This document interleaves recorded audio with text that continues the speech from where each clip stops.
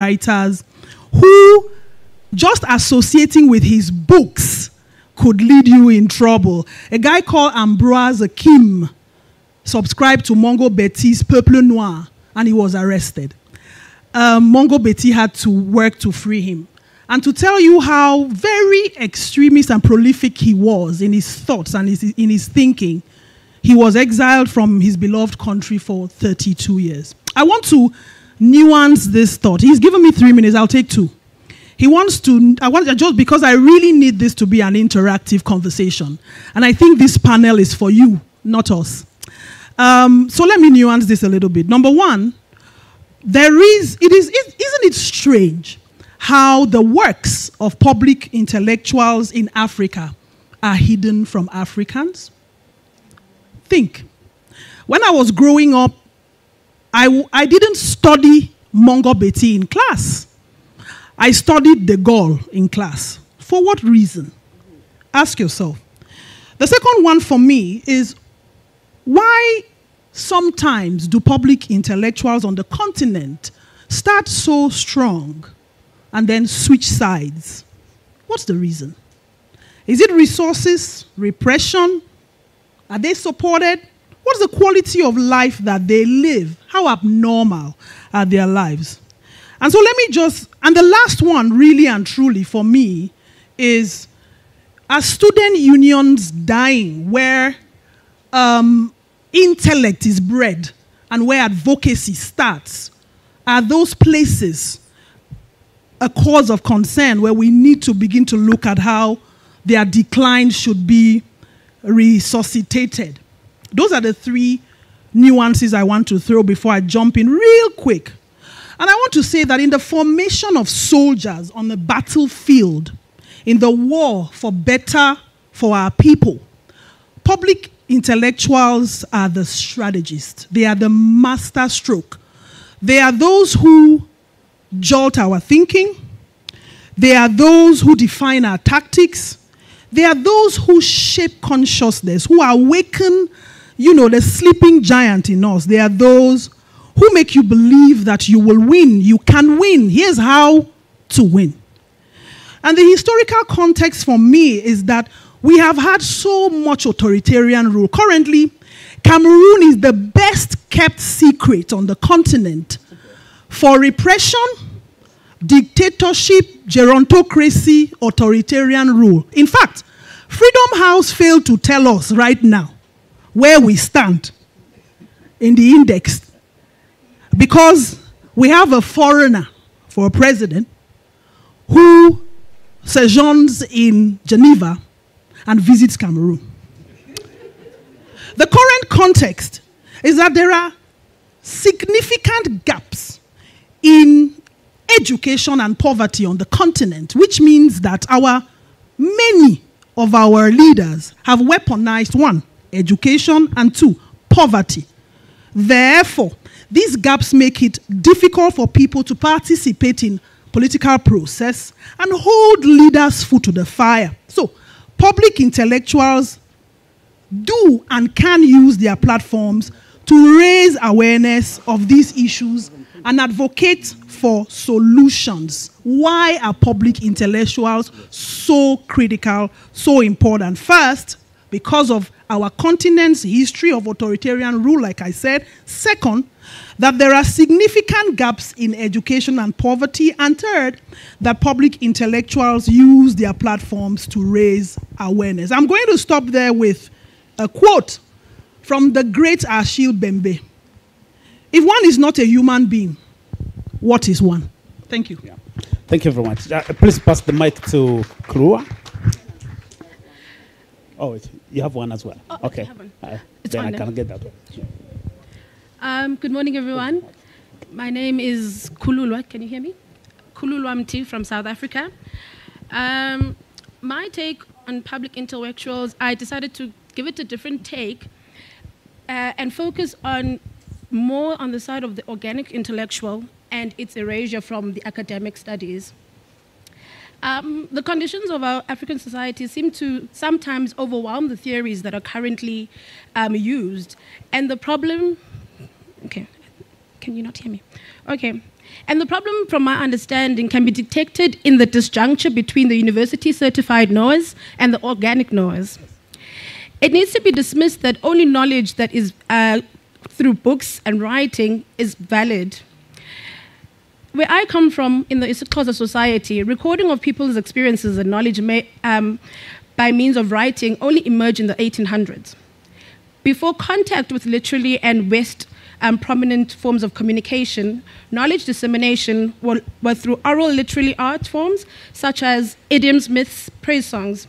The Academy mostly uses writings of missionaries in South Africa as primary resources of evidence in providing an account of African societies before colonialism.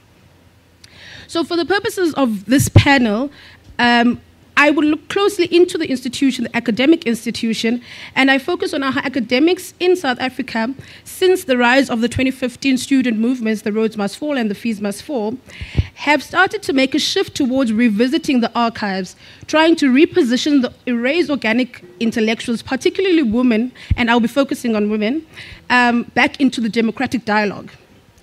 We know that the liberation struggle historically has been centered around men, elite men and women.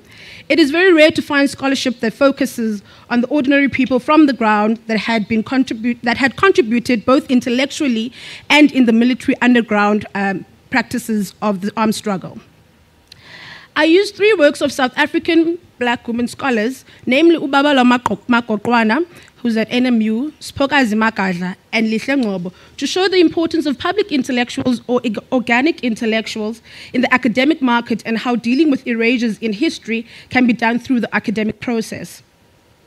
So, I don't know how I'm doing for time. Just 1 minute. 1 minute, okay. So, I'm just going to briefly highlight what Ubabalo talks about and what Spokazi talks about and what Lihle talks about. So in the invention of the colonial and apartheid university in South Africa, these establishments or these institutions did not include women as they were not considered as first-class citizens. So what does this mean? It means that narratives in academics and in teaching does not center any, or at the initial stages though, but the process has been started now. Ubabalo Makokwana implores us to think of umakhulu, an ordinary old woman. Umakhulu is a grandmother in isiXhosa. And she positions a grandmother as an institution of knowledge. What in that organic person, in that organic intellectual can we learn in order to reposition the deleted African women's encounters and forces in the ways towards recuperating African people? It is through making these structures and that society can begin to decolonize and deconstruct the stretches of pilgrims through frameworks and to additionally deconstruct efforts in the socialization of the African family. To move on, Spokazi takes a different approach to repositioning organic black women intellectuals.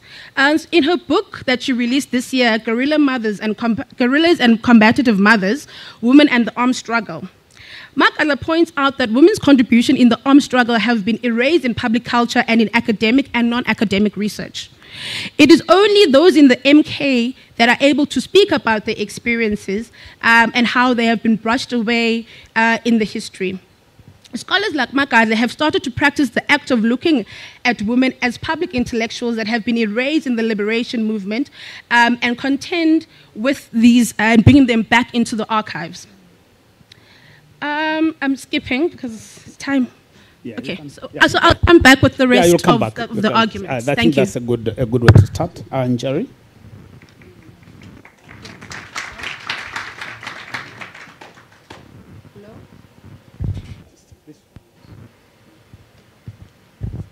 Hello, good morning, salams, bonjour. I want to begin with a disclaimer that I am not an intellectual, but a beneficiary and mentee of many, 4 of whom I shall use in my presentation. I also wish to touch on 3 things that were in the concept paper, all relating to intellectualism, one on anti-colonial struggle, the other one on intellectuals themselves and academicians, and the other one on social movements, because those 3 things stood out for me in the concept. Now, on the anti-colonial struggle, all my 3 examples and discussions are going to be based on Kenya, because they are representatives from most of the countries, so I don't want to make an error by jumping into your country and saying something that may be incorrect, so let me stick to Kenya. And on the anti-colonial struggle, I want to discuss the Mau Mau, the role of intellectuals vis-a-vis freedom fighters. And the paper, the concept paper implies that intellectuals are the ones that were behind the freedom struggles in various countries. And I want to say that in Kenya, what we found is that most freedom fighters were killed and discarded by intellectuals when the intellectuals took over and when Kenya gained independence. So for us, the role of intellectuals at the freedom struggle level is a weak role because they kind of betrayed the freedom movement and ended up having the freedom fighters, as they are negotiating with the colonialists, the freedom fighters were being killed. So, and at the time, the intellectuals were not at the level that we have here, people with PhDs, even masters. They were just people who had gone maybe to England, done a small course, come back, gone to some other country, done one course. Those were the intellectuals, they were advantageous. They had been given advantage. And I also want to note that until 2003, August 2003, the Mau Mau was still an outlawed organization, and it was called a terrorist organization in our statutes. So it wasn't until 2003, after one of the Mau Mau people petitioned Parliament, that the title terrorism was removed and they were no longer outlawed. So you can see the role of the intellectuals who took over power wanted Mau Mau to remain as a terrorist organization all the years. So for us, the intellectual level, the intellectual contribution during our freedom struggle is a weak one, not a strong one. And then I want to discuss a few intellectuals because they moved me, but also because of the role. They moved from the classroom to the streets, to the theater halls, and to other places where they could engage directly with the people. One of them is Professor Ngugi wa Thiong'o, the renowned academician and writer. For me, as I was in high school, growing up, we would be sneaked out by our teachers to go and watch his band plays. And that is where our activism started being, first of all, that you can do things despite a very oppressive government, and then that you can actually write and dare a government. So that was Professor Ngugi wa Thiong'o. Up to today, he's still defying. He now writes it in his mother tongue, the Gikuyu language, rather than writing in English, which is what he started off. Then the other one is Professor Wangari Maathai. She was a veterinarian. She studied veterinary, and she was the chair of the veterinary department, but moved out of the university and went to discuss human rights, peace, and finally the world knows her as an environmentalist. Intellectuals who left the university, who left the classroom, while they could still have been there, and went and convinced people that there's a different way of living and a different way of doing things. Then the other one is Professor Michelle Gedai Mogo. We are just celebrating her now. She passed away not less than a month ago. And she was a political activist who fought for human rights and against abuses in Kenya. As a young intellectual woman, she had to go into exile with her children. And also, she continued to be in the classroom. Unlike Wangari Maathai, she continued to be in the classroom, but very defiant of the colonial teaching. And she continued to teach differently. And finally, people may find him controversial, but he's one of my mentees, Professor PLO Lumumba, because of his anti-corruption zeal and his Pan-Africanist spirit. These people could just remain in the classrooms, but they have refused. They go out there and they discuss things that we want to hear and that encourage us. But a lot of intellectuals remain in the classroom, and then we never get to know what they studied. And finally, I just want to discuss people's movements. In Kenya, I saw there were a few people's movements named in the concept. And I want to just share some information about what we call in Kenya the social justice centers.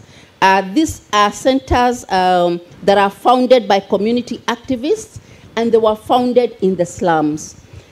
And they have a very interesting motto. They say their motto is organize, educate, and liberate. So they are in the slums and they are developing their own intellectual capacity because they realize they will never go to universities.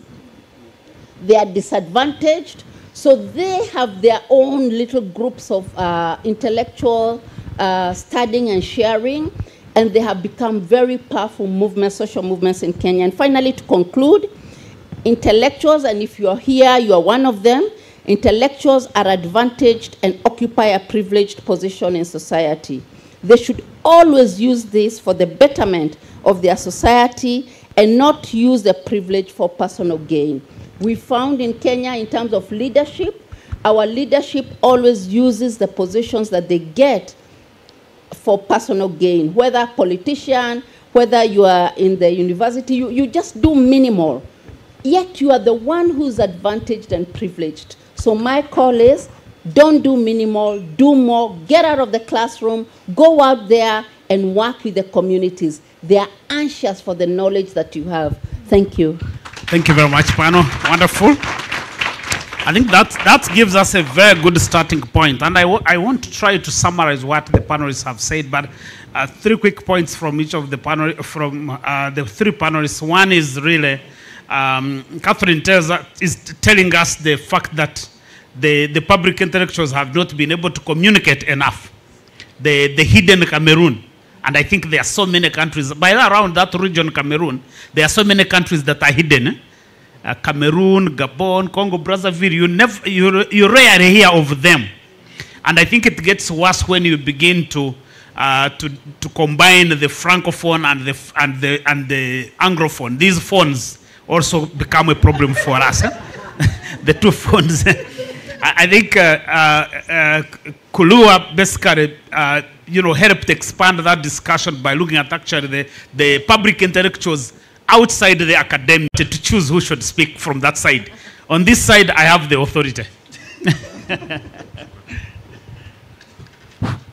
Thank you so much. Just 4 of them, and then you get back the audience to me. Thank you so much, and for having all women panelists. I think it's a very good one. So I listened to Catherine, and I think what is very, very important that we need to underscore. Thank you. I think what is very, very important that we need to underscore is the fact that from Athens to the present moment, books have been very, very significant to civilization and the advancement of humanity. And what we are finding now, particularly in the context where I live and where I work, is the fact that the universities in particular, which you reference, which are supposed to be the center where ideas are being discussed and then next generation of leaders are being raised, what we are rather experiencing there now are 2 things. One, there is no openness for critical engagement. It is whatever you are taught, and students do not really have the opportunity to raise dissenting opinion right from the classroom and even beyond that classroom. And then the second thing is that we are witnessing what I would consider like a subnational authoritarianism manifesting in those places. So universities are being shut down because students protest or because they are raising a dissenting voice. And then we are getting to the point that rather than fostering these ideas of raising the next public intellectuals, because I think the responsibility of those who are actually in the academic war is to raise those who will go to the society and then drive the next form of development of civilization and critical thinking. Okay. So when we have this challenge, how do we address raising the next generation of leaders if the university space is getting constrained right from the lectures that we have yesterday and even what we are engaging with now? All right, thank you very much. Let's get contributions that are strictly 1 minute, please, because we agreed our time is constrained. These contributions must be strictly 1 minute. Okay. Thank you very much. My name is Dikeledi Mukwena. I am a lecturer in South Africa. I just want a question to one of the panelists. So you mentioned earlier, which I think the statement that you highlighted with regards to your critique, that there are other forms of knowledge and that for some reason there was a privileging of literary textual knowledge, right, as opposed to other forms of knowledges that existed and also disseminated in other ways, like for instance through oral traditions and other poetry and other forms, right, which is essentially that's the legacy that we've had in the African continent, including also literary texts as well, right? Because even writing systems, we've always had those even before colonizers came. So we're all aware of that. However, then in your presentation, as you were concluding, you seemed to be privileging, again, the literary text by saying you're actually bringing all of this knowledge from Boma Kulu into the archive. That is, again, you're privileging the literary, which is basically a Western colonial sense of what is written as what matters. I just wanted you to sort of be mindful of that. Okay. And then also, can you kindly leave it to that, please? Okay. Thank you. Thank you. Next. Yes. Only two of them, and then we'll proceed. Thank you, presenters. I have a general question to all of you. So my sister from Cameroon talked about how intellectuals sidelined freedom fighters, but this happens in every struggle, where people appropriate ideas, appropriate struggles, and then they make something out of it. We hear about it, like how we know about Ngugi, how we know about other, who we call public intellectuals. But I think Okot Bitek, who I also consider a public intellectual, did summarize this very well in his book called Two Songs. One song of a prisoner, what happened after independence. The other one is called Song of Malaya, how women's labor is appropriated by politicians, working men and other people. And for me, that is the question. Really, how do we go back from, because even as we are speaking, we are appropriating other people's struggles. We are not struggling ourselves. I think it's the grandmas that our sister from South Africa is speaking about. I think it's our mothers, it's other people out there who are struggling. How, again, are we going to channel this back to the people? All of us know who PLO Lumumba is, but what does that mean for a daily person out there struggling in the, in the streets? So that's the question. We appropriate, how do we give back? All right, thank you. Thank you. The last one? Thank you. I'm Jerry Mwangi from the Organic Intellectuals Network from the social movement, from the social justice movement in Kenya. And first, I want to thank the panelists for their contribution. And also, just a comment, I loved what Jerry has just said, that I think it's our role as intellectuals, most of the organic intellectuals, to link the academia and the social justice movement. And also, I think the other role of the academia is first to also appreciate that also lived experience from people or from the people who are working in the movement can be a critical resource to the broad intellectual movement. Thank you. Okay, thank you very much, Mwangi. I think now if anybody who wants to see how an organic intellectual looks like, you know where to direct your attention. Yeah. So let's come back to the panel. And I think there are questions have been posed to Kulu and Catherine.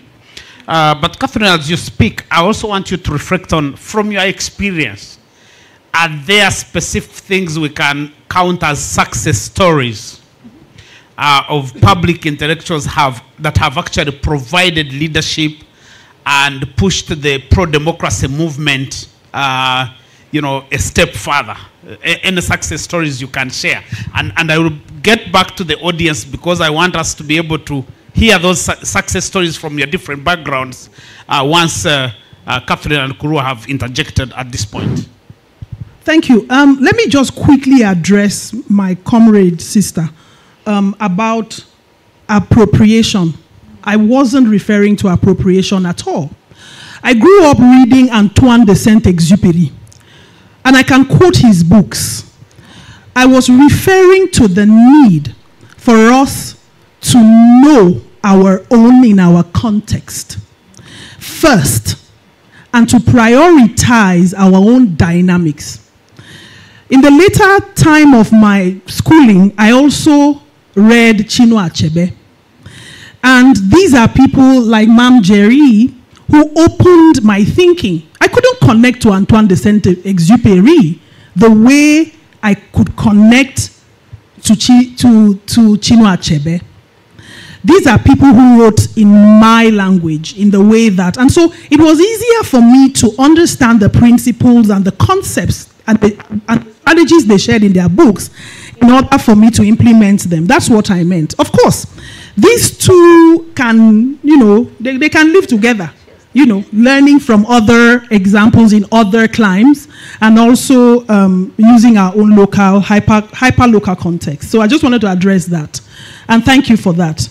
In terms of the examples from Cameroon, there are so many. The context really in Cameroon, like Mam and Jerry spoke to the context in Kenya, is that the public intellectual movement really and truly started from the backdrop of the killing of freedom fighters. So it's actually the reverse in my country.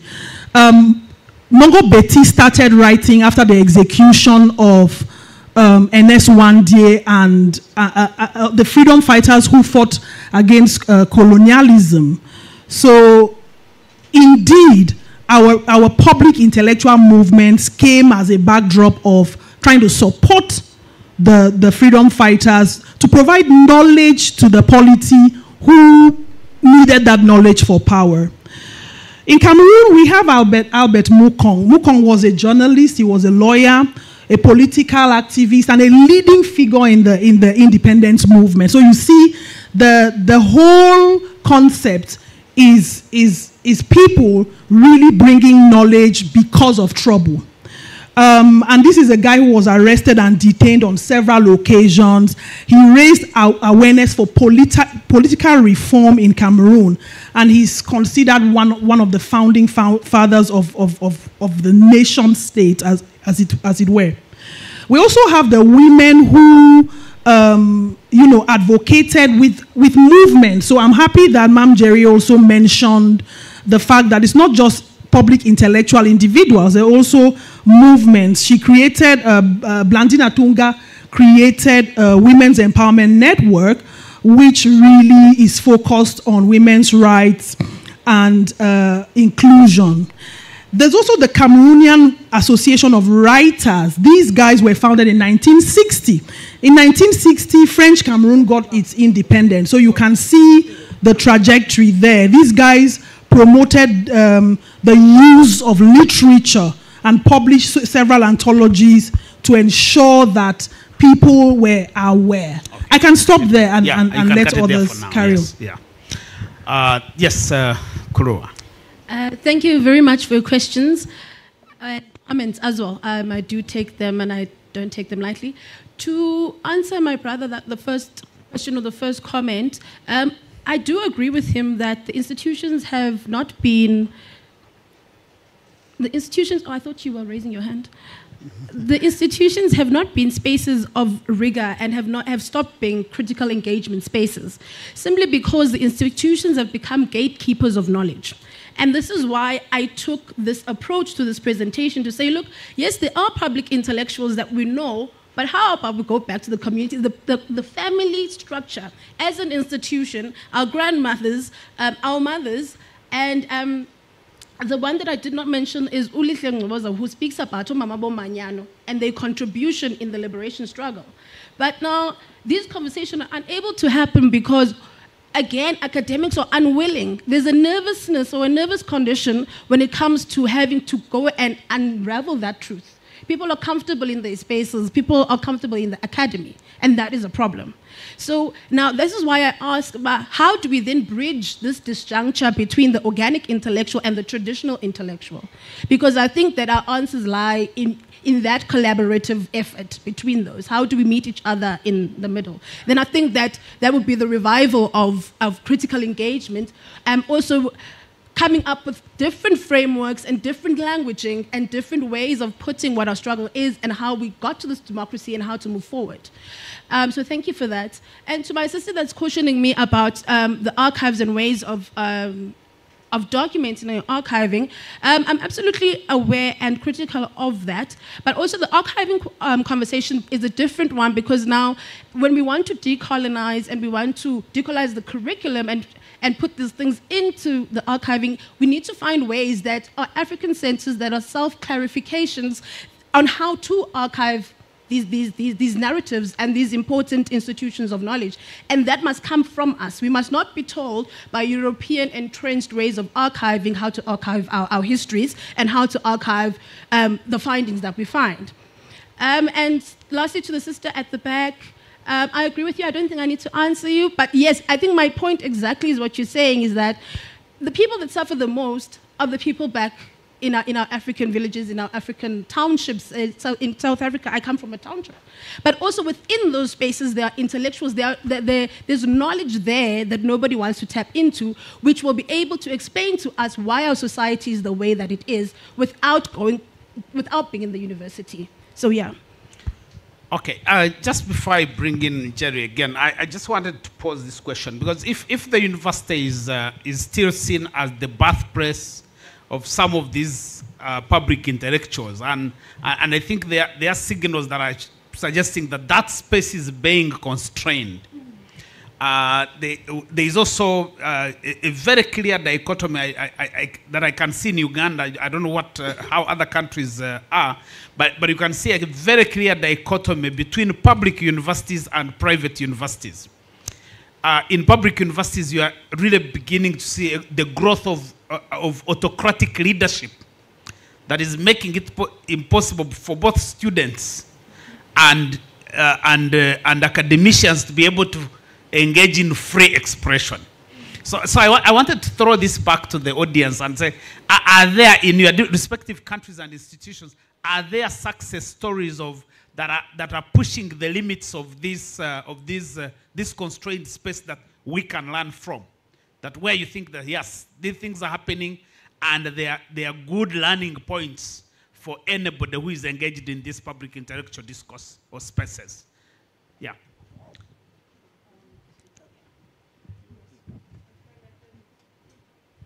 Thank you so much. Dr. Abba Danladi from Nigeria.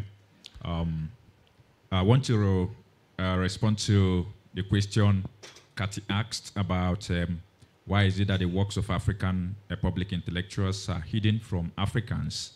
And this speaks to the global North-South dichotomy, power play that goes on in the publishing industries. Who controls, who are the major publishers, who are the editors, who determine the kind of content or the kind of articles that get published in some of these things. And research and reports are showing that Africa, there's a disproportionate representation of African in most of these publication outlets, Routledge, Deland Francis, and the rest of them. And so it's a major challenge. And more importantly, to the question you just asked, in Nigeria, public intellectuals, particularly from the Africans, were relevant during the decolonial or nationalist movements.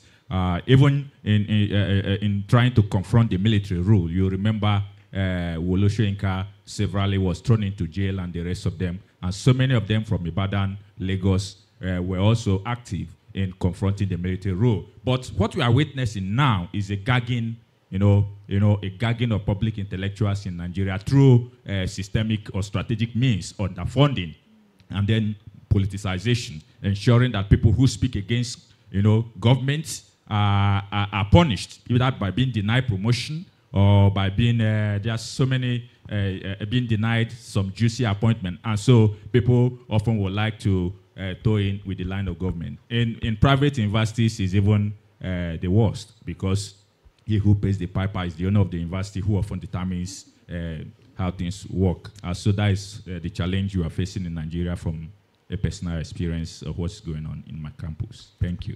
Now, my brother, I said I'm a teacher. So if you were answering my question, you would be in trouble. You've only added to the knowledge of our problem. I am asking, are there some examples, some success stories that we think we can learn from. Yeah, because the problem, we have already stated it. Are there some some experiences that we can learn from as a people? So, but I'll give you a pass, Mark, no worries. Yeah. Thank you. Good morning, everyone. My name is Kuluma Nkasela. Am I speaking low? My name is Kuluma Nkasela. I'm from South Africa. The question I have is that, one, how do we deal with our own complicitness in erasing other forms of public intellectuals or like knowledge, basically? Because I can say for a fact, if I was a regular Joe on the streets, I would have not been invited to this conference. So how do we then reach out to people on the ground from a grassroots level and harness that knowledge? Because us here sitting ourselves are like very complicit in that. I want to make an example. For beginning of year in 2022 in South Africa, Parliament was burnt. And the man that was arrested was a homeless man. And everyone was like, no way, they're like just pinning this on him. No way he knows anything about that, or he could have protested in this way and that way. But like in the following appearances, this man was saying things where everyone was like, maybe he could have. But everyone had judged him on the fact that he's scum of society, he is homeless, so there is no way that he knows anything about anything. And that is something that we all complicit in, because public knowledge and public intelligentsia can be found at the shipin, at the church, wherever. And so as the people here, how do we then harness it? Because at the same time, we need to harness it to improve the freedoms and the democracies. And I think that is where this conversation is ultimately pointing towards. All right, thank you. I want to again plead that I am the only one asking questions. I still want to hear, because right from here we need to help ourselves to go beyond where we are. So that's why I'm really insisting that if there are those experiences that you can share that can enable us in terms of how to deal with the challenge, I really don't want to lose my next 5 minutes before I can hear some of them. If you are not hearing them, maybe they don't exist. Oh, maybe they don't exist. Okay, all right. Or Andrew is picking people who do not have experiences. Okay, just proceed. Andrew, you are still picking people? Yeah, okay, all right.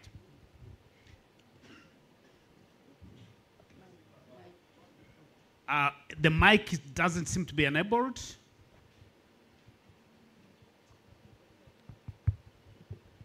Je crois que réunis ici pour parler de l'état de droit, de la démocratie, il me plaît quand on parle de l'espace académique avec les intellectuels de mentionner l'expérience du Bénin, qui abrite en fait une chaire UNESCO des droits de la personne et de la démocratie, laquelle chaire travaille sérieusement à une prise de conscience et de connaissance des universitaires sur le niveau d'appartenance en fait à certaines universalités des droits de l'homme, ainsi que une appropriation fondamentale des notions liées à la démocratie. Et ça suscite davantage au niveau des jeunes une certaine adhésion aux principes structurants de l'état de droit et de la démocratie. Je dirige une ONG qui, au niveau de son staff, n'a que comme ressources humaines en réalité les produits de cette chaire UNESCO qui fait du bon travail au niveau donc, de l'élite. C'est toujours intéressant quand l'université a des institutions qui répondent, c'est-à-dire de ses ambitions en matière de démocratie et d'état de droit. Merci. J'aimerais savoir, mon camarade du Bénin, là, j'aimerais savoir quand même si vous avez quelques cas de succès par rapport à la discussion que vous pouvez partager, sinon quand même le nom de votre ONG.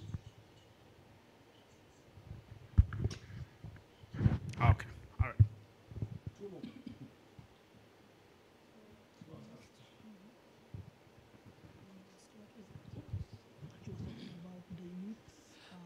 Huge thank you to all the speakers for the very, very insightful presentations.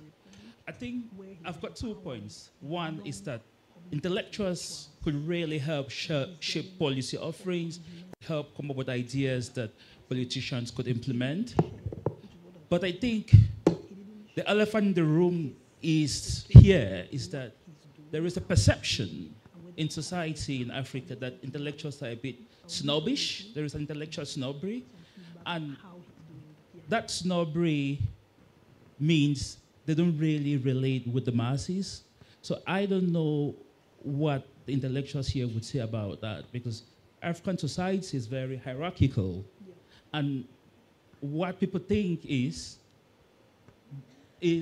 difficult. The intellectuals are unapproachable. So how do we tackle that problem?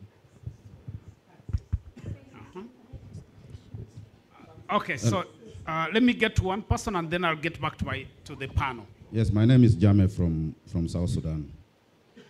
I come from a country where the president is given absolute authority and power to decide who should be the vice chancellor of each of the universities. This is a president who probably do not even understand how university operates. He appoints the VCs. My country is also a place where in most of the universities there is a deployment of security agencies to listen to who is saying what about the government. So once you have this setting, you are automatically killing intellectualism. So what we are saying is that in such countries where these dubious powers are enshrined in whatever law to empower the president must be removed, so that in an event that a vice chancellor, for example, is to be appointed, that should be a due process of those who understand how the systems work. So this is what we should be pushing for. We should also be demanding that the country should stop militarizing institutions of learning.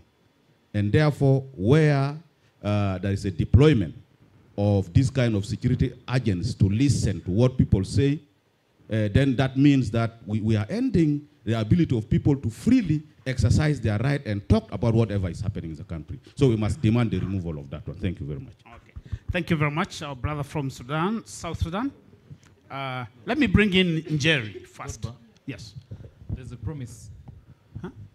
There's a promise that we answer the question. Okay. I'll take the promise. Okay. I think, can you hear me? Yes. To answer your question, I think in the 1960s, 1970s, the African University was quite a space for public intellectualism.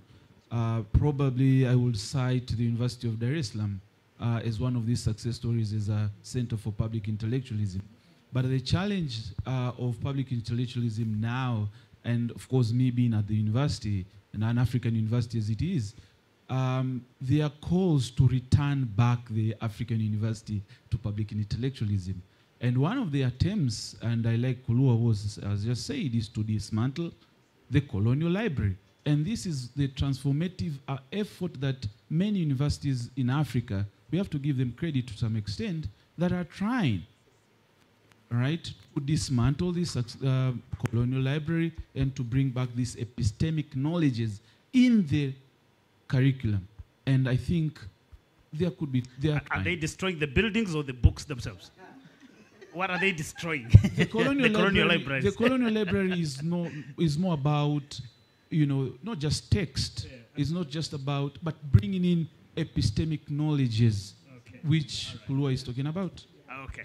All right. So we have about 10 minutes remaining. I want to come back to my panel.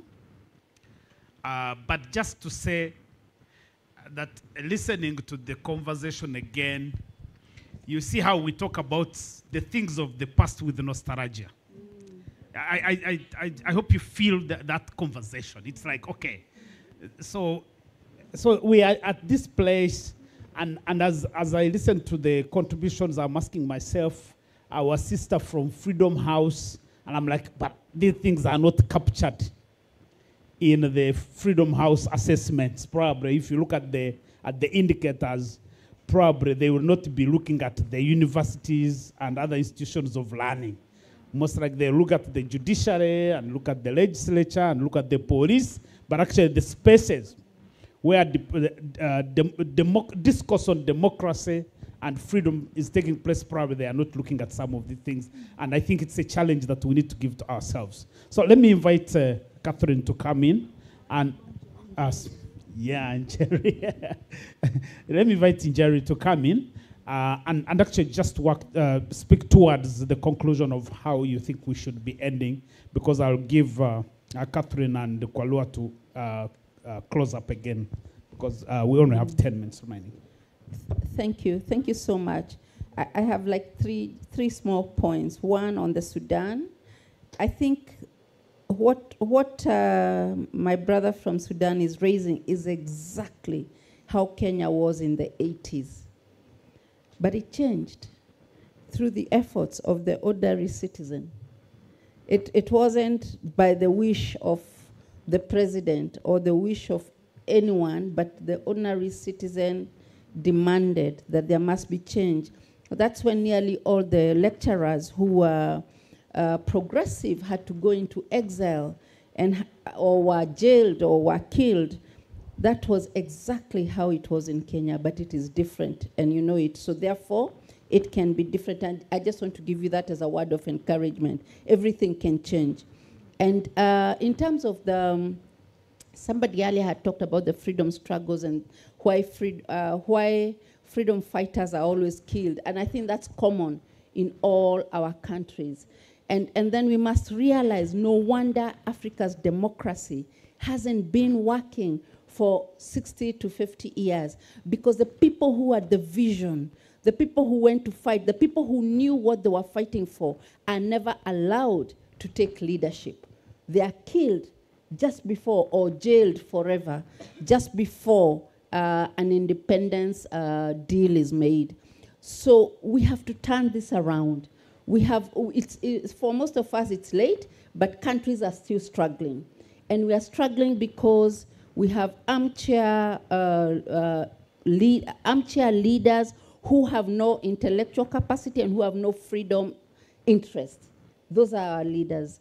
We have intellectuals who have also become armchair because they are just watching and they are amazed at the loss and what is happening, and yet they have all this knowledge and they are not utilizing this knowledge for the benefit of the ordinary citizen who will never see a university. So what I'm saying is that, and somebody asked, what should they do? You really do have to design ways to calm down. Like the 4 people I mentioned, Professor Ngugi wa Thiong'o, Wangari Maathai, they came down. They came down to the people because they realized it's so hierarchical, the people cannot reach them. So because the people cannot reach you at that intellectual level, it is your responsibility, because you have the privilege, to come down to the people. Let me end there. Okay, thank you. Kulua?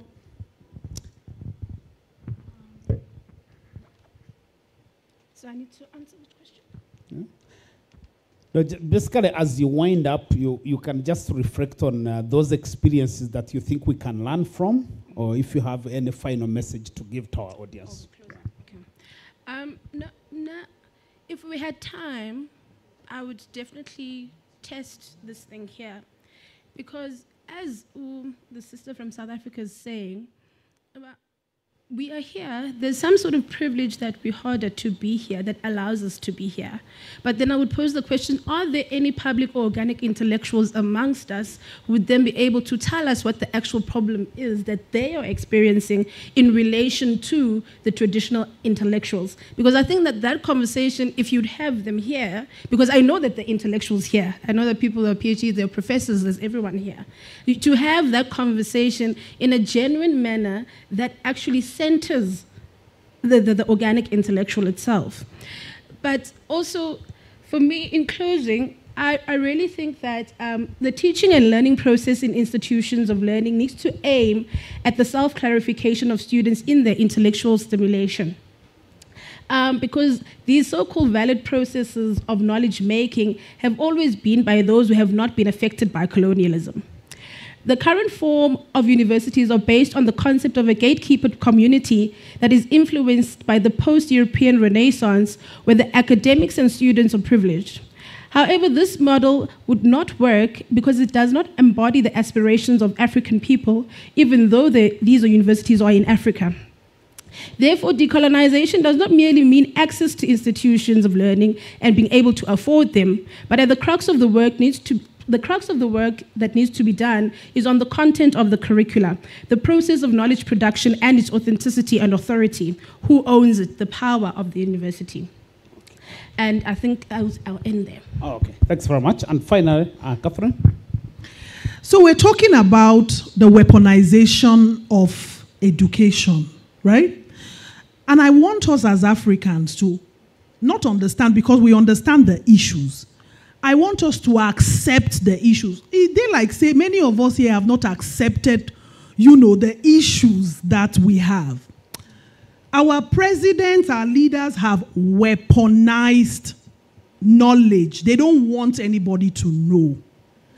And we too, because of that, there's, there are repercussions for that. In Cameroon, for example, one of the methods that was used to protest against the marginalization of the Anglophones, which has led to a 6+ year crisis, was no school. I found it so ridiculous that you will say, I want to not be marginalized by making sure that everybody in my region does not go to school.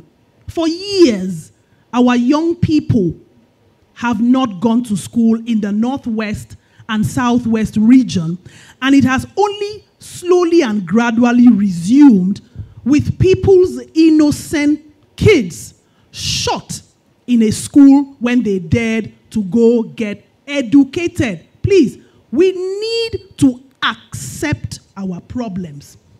And I've still asked the question, how much is the budget for education in your country compared to the budget of the National Assembly? How much is a public intellectual, a lecturer, the lecturers in the room, show of hands, how much are you paid? And so, I want to conclude by connecting the challenges to the resolution. Number one, repression and intimidation. Our public intellectuals are faced with slaps, strategic lawsuits and against public, participation, threats, harassment. How do we counter that to ensure that they continue to provide, or play the role that they will play? Financial constraints. Dr. Danladi talked about how publishers are muzzled. Money is not provided. How do we counter, that production of knowledge? Lack of access to the media. I have a media background. A public intellectual or an intellectual will develop knowledge. We will not make it, frontliner aware. Us as journalists, media houses, what do? Divisive politics. When are we going to form strategic consensus and alliances for common goals that allow us to pass the baton? A public intellectual has done his own. Let me do my own. Cultural norms. Someone talked about, how public intellectuals are unapproachable. Why? Chimamanda Ngozi Adichie, had a workshop for a very long time to try and bridge the generational divide of public intellectuals in Nigeria. She would come home and she would teach other, young writers how to write. And finally, personal safety. How are we safeguarding and ensuring that our public intellectuals are well and fine? We must accept our issues, build multi-stakeholder coalitions, refuse to close the generation, refuse to, increase the generational divide, and then pass the baton. Just do your own in your own office of the citizen. Thank you. All right, thank you very much. Thank you very much, the panel. I must confess that if there is any panel session I have ever chaired and I have gone away with more questions than answers, it is this one. I must confess. Because I am looking at the environment in which public intellectuals have to work. I am looking at the closing of the spaces within which they work. We talked about the universities. I follow the I'm a student of militarism. I follow the emergence of this axis of what I call military monarchies, emerging all the way from Chad through Guinea, through Cameroon, through Uganda, to Rwanda and elsewhere. If you look around, you'll see all these presidents who have been around for a long time. They have recruited their sons in the military, and they are promoting them fast track. So you can follow them. If you are a public intellectual, and you are expecting that this space is going to open up very easily, you just need to be prepared that it's going to be a hard fight. Yeah, it's going to be a hard fight. And I think Catherine talked about, building these alliances. And I think that as a continent, of course, we rarely talk to each other so much. But I think the cross-border alliances of these intellectuals is going to be an important, probably, intervention in how we try to, shield ourselves against the restrictions and the violence and the insecurity that we'll find everywhere in the public spaces, but also that is now creeping into the lecture room. So once again, thank you very much, Jerry. Thanks, Catherine. Thanks, Kulua. And thank you, the audience, for being a very interactive and writing audience. Thank you very much. Thank you. Okay, over to my team. I must apologize. We've exceeded our time by 1 minute. My apologies. Thank you, and let's appreciate Godbert Mshabe for being a fantastic moderator. Thank you very much. We now have one more session before the lunch break, and that session will be discussing something that would have raised eyebrows if it was asked in the 50s or 60s. And that's the question around the role of the African diaspora in democratization. The diaspora then was very much invested in democratization, liberation efforts, and so on. But today's is constituted in markedly different ways, and we want to inquire into why that is and whether the African diaspora can still contribute as did forefathers and other contributors like Miriam Makeba, Marcus Garvey, Shizaya Mi, and several others.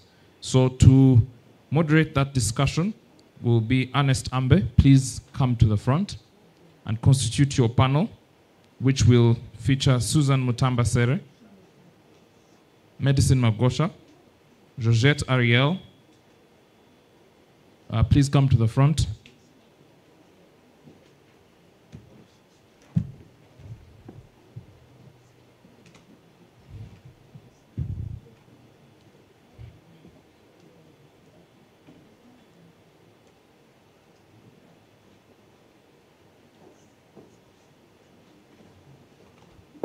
Mutemi Kiyama, we're requesting for 1 minute, a 1 minute energizer. You're smiling. I know you have many. Before we come to this session, you have a mic down there. One of those chants that you know how to lead very well.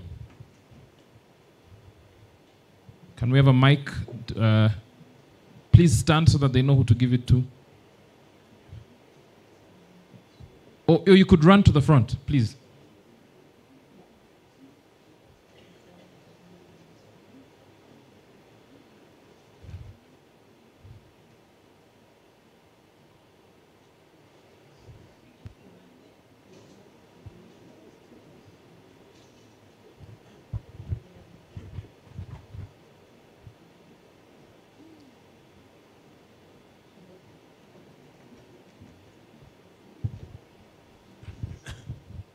Thank you.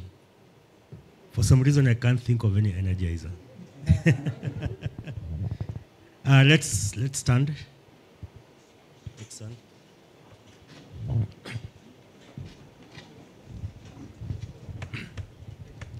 Okay. Let's try and extend ourselves. Let's reach up to the sky. Let's grab the ceiling. Let's grab the ceiling using both hands.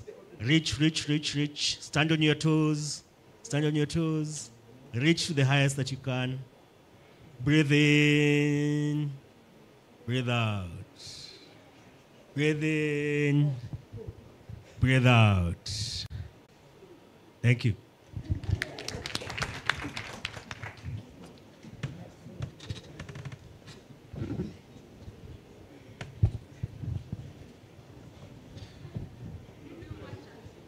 One chant, okay. I was reminding Temi. So I think we can practice together a chant. So when I say Afrika Moja, you say Afrika Huru. It's a Swahili chant. That's one Africa, free Africa. Afrika Moja. Afrika Moja. Afrika Moja. Thank you. Ernest, the floor is yours.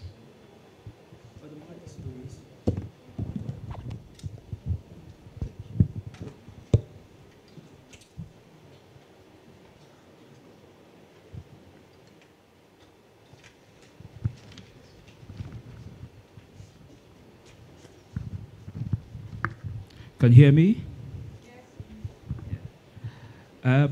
Good afternoon, ladies and gentlemen, and welcome to this panel discussion where we'll explore the place and role of the African diaspora in the democratization process in Africa. I'm Ernest Ambe, and I will moderate this panel. A bit about me. I am a lawyer by profession, and I am a British Party Labour politician. I am also currently a councillor in the London Borough of Barnet. But I will issue a disclaimer. I speak here in a personal capacity, and nothing I say here should be assigned to any organization I represent. So joining me on this panel, Mrs. Susan Mutambasare from Zimbabwe. We've got Dr. Medicine Magocha, originally from Zimbabwe, and both are based in South Africa. And we've got Dr. Mrs. Ariel Jufang Fortsing. Unfortunately, the time has been cut to about 1 hour, 10 minutes. Am I correct, Andrew? So that means we'll have to reject things, and things might not go as planned. The plan is kindly check the event program to read the full bios of the panelists, please, if you don't mind. Each of the panelists would give a 7 minutes opening remarks on a specific subsection of the topic. We would then open it up to a Q&A, question and answer session, to ensure that it is highly interactive. We hear your views. It is definitely not a lecture, it's a conversation. And at the end, we will round up, and there would be a call to action, so we don't end up being a talking shop. The first subtopics today would be, how can the African diaspora contribute towards a strong social movement in support of democracy in Africa? And I would take that part of the conversation.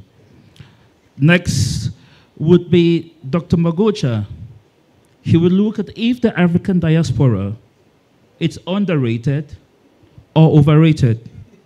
He will try to draw comparisons and differences between the African diaspora then and now. Next would be Susan Musambara. She would approach this topic using the gendered lens, but it would be more a case study of how Zimbabwean women in the diaspora have helped promote democracy in Zimbabwe.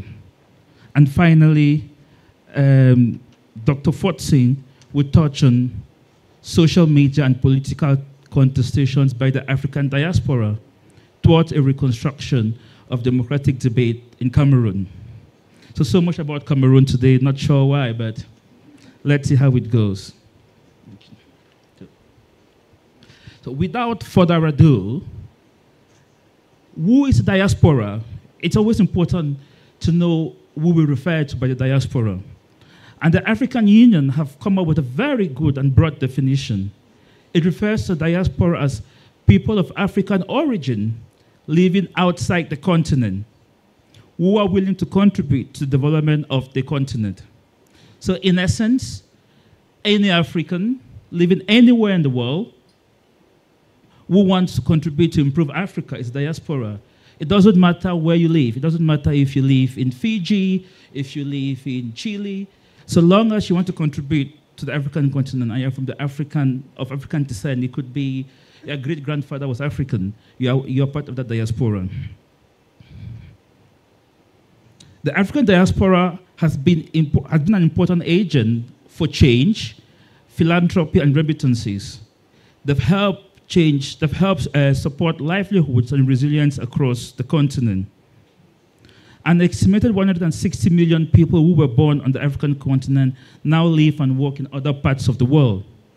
Remittances from the African diaspora amounted to $95.6 billion a year in 2022. This is from the latest World Bank report. This amount is significantly higher than what Africa receives in foreign aid. So just to put it into context, it is more than double what Western donors give Africa, and it matches, it's almost at the same level with what comes in foreign direct investment. Now this year, interestingly, marks 30 years since the establishment of a diaspora-focused African Foundation for Development based in the UK. And it's also 60 years since the establishment of the Organization of African Unity in 1663, which is now the African Union. Now, 20 years ago, the African Union was so keen on engaging the diaspora. And what they did was that they called for diaspora's full participation and incorporated it into its Foundation Act in 2003. In fact, the diaspora has since been considered the seat region of the African continent. It's a region with limited institutions and no institutions at all. But nevertheless, national governments and regional communities are increasingly investing in formal diaspora strategies. The Agence France de Développement, which is a French development agency, estimates that almost 20% of France's population is made up of the African diaspora. Where do they live? They are spread across the world, but our principal focus would be the global north.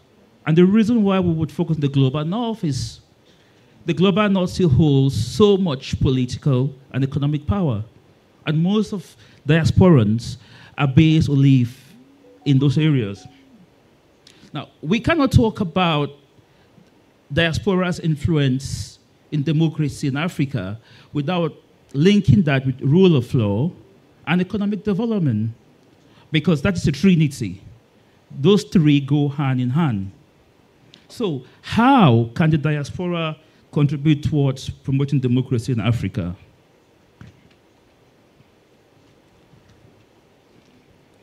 They can do that by helping to strengthen democratic institutions. These institutions could be electoral commissions, could be the courts, could be the legislature. Something which President Koroma said yesterday about electoral commissions being under-resourced, they tend to be partisan. And what the diaspora have done in some countries, I'll give an example in the United Kingdom, where we've got the Westminster Foundation for Democracy, which is a public body sponsored by the UK government. They help to promote democracy around the world. So they've gone to countries, I know of the Gambia, I know of Sierra Leone, and where they've trained members of parliament how to sort of hold the executive to account. They've also been able to sort of train electoral commissions. I think the Frederick Norman Foundation, they do something similar. There is the United States African Development Foundation. They do something similar in terms of capacity building, ensuring that civil society has got the capacity, has got the skills to promote a vibrant democracy. The diaspora can also help in contributing towards reinforcing democratic processes. And how can they do that? they can import ideas from the adopted countries. So an example is, I live in the UK, and most of the things which they do in terms of how political ideologies are shaped could be brought back to Africa and sort of taught to political parties. We had a conversation yesterday during one of the breakout sessions, which was on the issue-based. And one recurrent theme was that political parties had no ideologies. They just made it as they went along. So it will be important that they have this training on how to run effective campaigns and engage the electorate. The other thing which the diaspora could do would be to help promote a free and an independent press. Every thriving democracy will tell you that it's bedrock, it's a free press. A free press can help hold politicians accountable.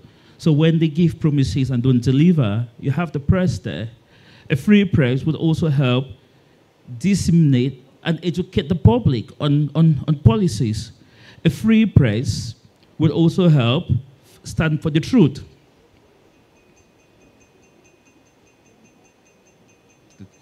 So I would have to then move on to medicine.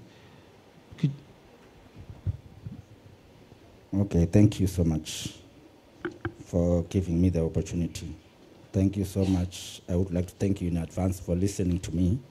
However, I would pass a disclaimer on what I'm going to discuss before I introduce myself, because I'm going to discuss about diaspora and democracy, which are concepts which are beyond my scope. They started before I was born. However, I'm Dr. Medicine Magocha, born and bred in Zimbabwe, currently working with Walter Sisulu University in South Africa in the Eastern Cape, that is in Mutata. I'm sure those from South Africa, they know the place. Others, they know also the place. However, I would like to look at African diaspora by then and now and try to see whether there was an overrating or underrating in terms of their contribution towards democracy. To first come up, I would like to tell you that democracy and diaspora, to me, they are ideologies. They are not yet proven. We don't have even a standing in our definitions. That's why even in the morning session, I talked about linguistic issues and the issue of Africological philosophy. What do we and how do we understand a diaspora and democracy in the African context? But however, let me look at the then diaspora. The then diaspora, I mostly understood it and understand it from the biblical chapter, which is the chapter of Exodus, where we saw people moving from a certain African country to Canaan, the Israelites, under the leadership of Moses and Joshua. I read that chapter to the fullest, and those were the diasporas who managed to move in a team and in a group.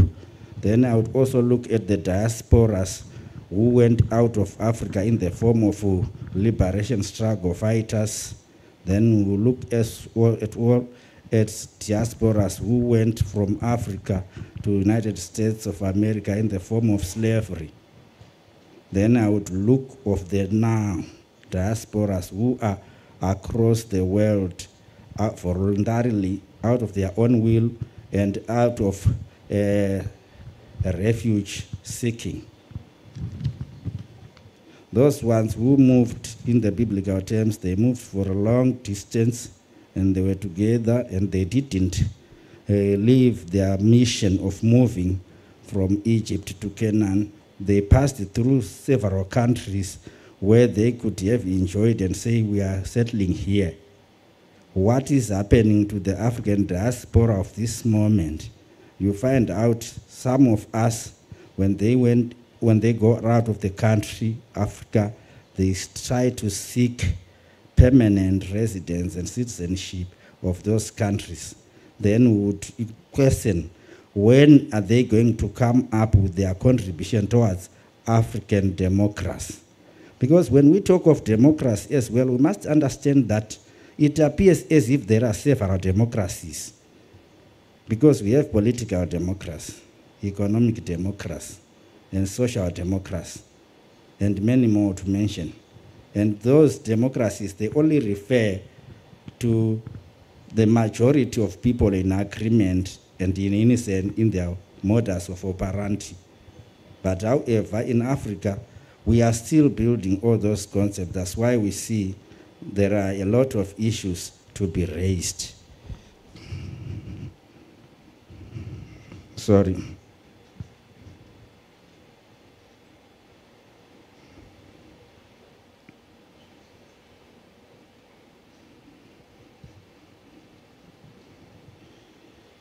It's only that there is no, I couldn't manage to connect my PowerPoint. I would have been discussing with you while it's showing the PowerPoint. But however, I will discuss what is on the PowerPoint. Looking at the then, we find out that the then diaspora, their contribution and their role towards African democracy is underrated. But the now diaspora, their contribution towards their relationship with democracy and the diaspora is inversely proportional. Because we find out that when the quantity of diaspora increases, the democracy processes are deemed to decrease and or vice versa. I use this formula, the inverse relationship of African diaspora and democratization process, which is presented mathematically as follows, where y is equals to k over x, which is written mathematically as y is inversely proportional to 1 over x. The general equation for inverse variation is y is equals to k over x, where k is the constant of proportionality and y is African diaspora. X is democratization process. We can also write this as y multiplied by x is equals to k, or y multiplied by x is equals to constant. If we multiply diaspora and democratization, the outcome is constant, implying that the diaspora cannot easily bring sound democracy. Because remember, as they move, they are adopting various concepts, various philosophies, which can easily change the way they perceive their own nation. I remember my first time as a diaspora in South Africa, I could see a lot of Zimbabweans rejecting their coming from Zimbabwe so that they can gain opportunities from the South Africans. They could easily say, who is a Zimbabwean? They could even falsely pronounce the name of their country, pronouncing it as Zimbabwe. That thing was really shocking me, because people were trying to remove, to derive sympathy from the country of elections. How are our African leaders treating is constituted by the relatives of the presidents. So it means the country... Some members of the diaspora turned their backs on their home nations for various reasons, and which is a good point. Future lies in the hands of women. How have women in the diaspora helped shape democracy back in Zimbabwe? Over to you. Thank you, Ernest, and good day, everyone. My first port of call really is to express my gripe with the fact that in 2023, as we are sitting here, we are still mentioning women within democracy at the margins, together with other special interest groups like persons with disability, considering that we have more than 50% of the African continent comprised of women. So that is where I want to start from in terms of how I've approached this conversation around the contribution of women. There are two issues really that I'm looking at here in terms of the African women themselves within the diaspora and the contributions that they have made and that they can make towards democratization and civil engagement on the African continent, as well as the African diaspora in general as a collective, how they have contributed to women's struggles back home. First of all, who is the diaspora woman? Because when we talk about women in abstract, we lose some of the issues that actually constitute what makes a woman in her ability to contribute, whether to democracy or to civic engagement or socioeconomic participation. So, I think as Medicine was talking, he was talking about the issues of identity for the diaspora as general, where there's a constant struggle between assimilation and being accepted by your host country, as well as keeping your identity and links with the home country as an African to maintain that. So what happens for highlight the fact that democratization process often congregates around a common issue.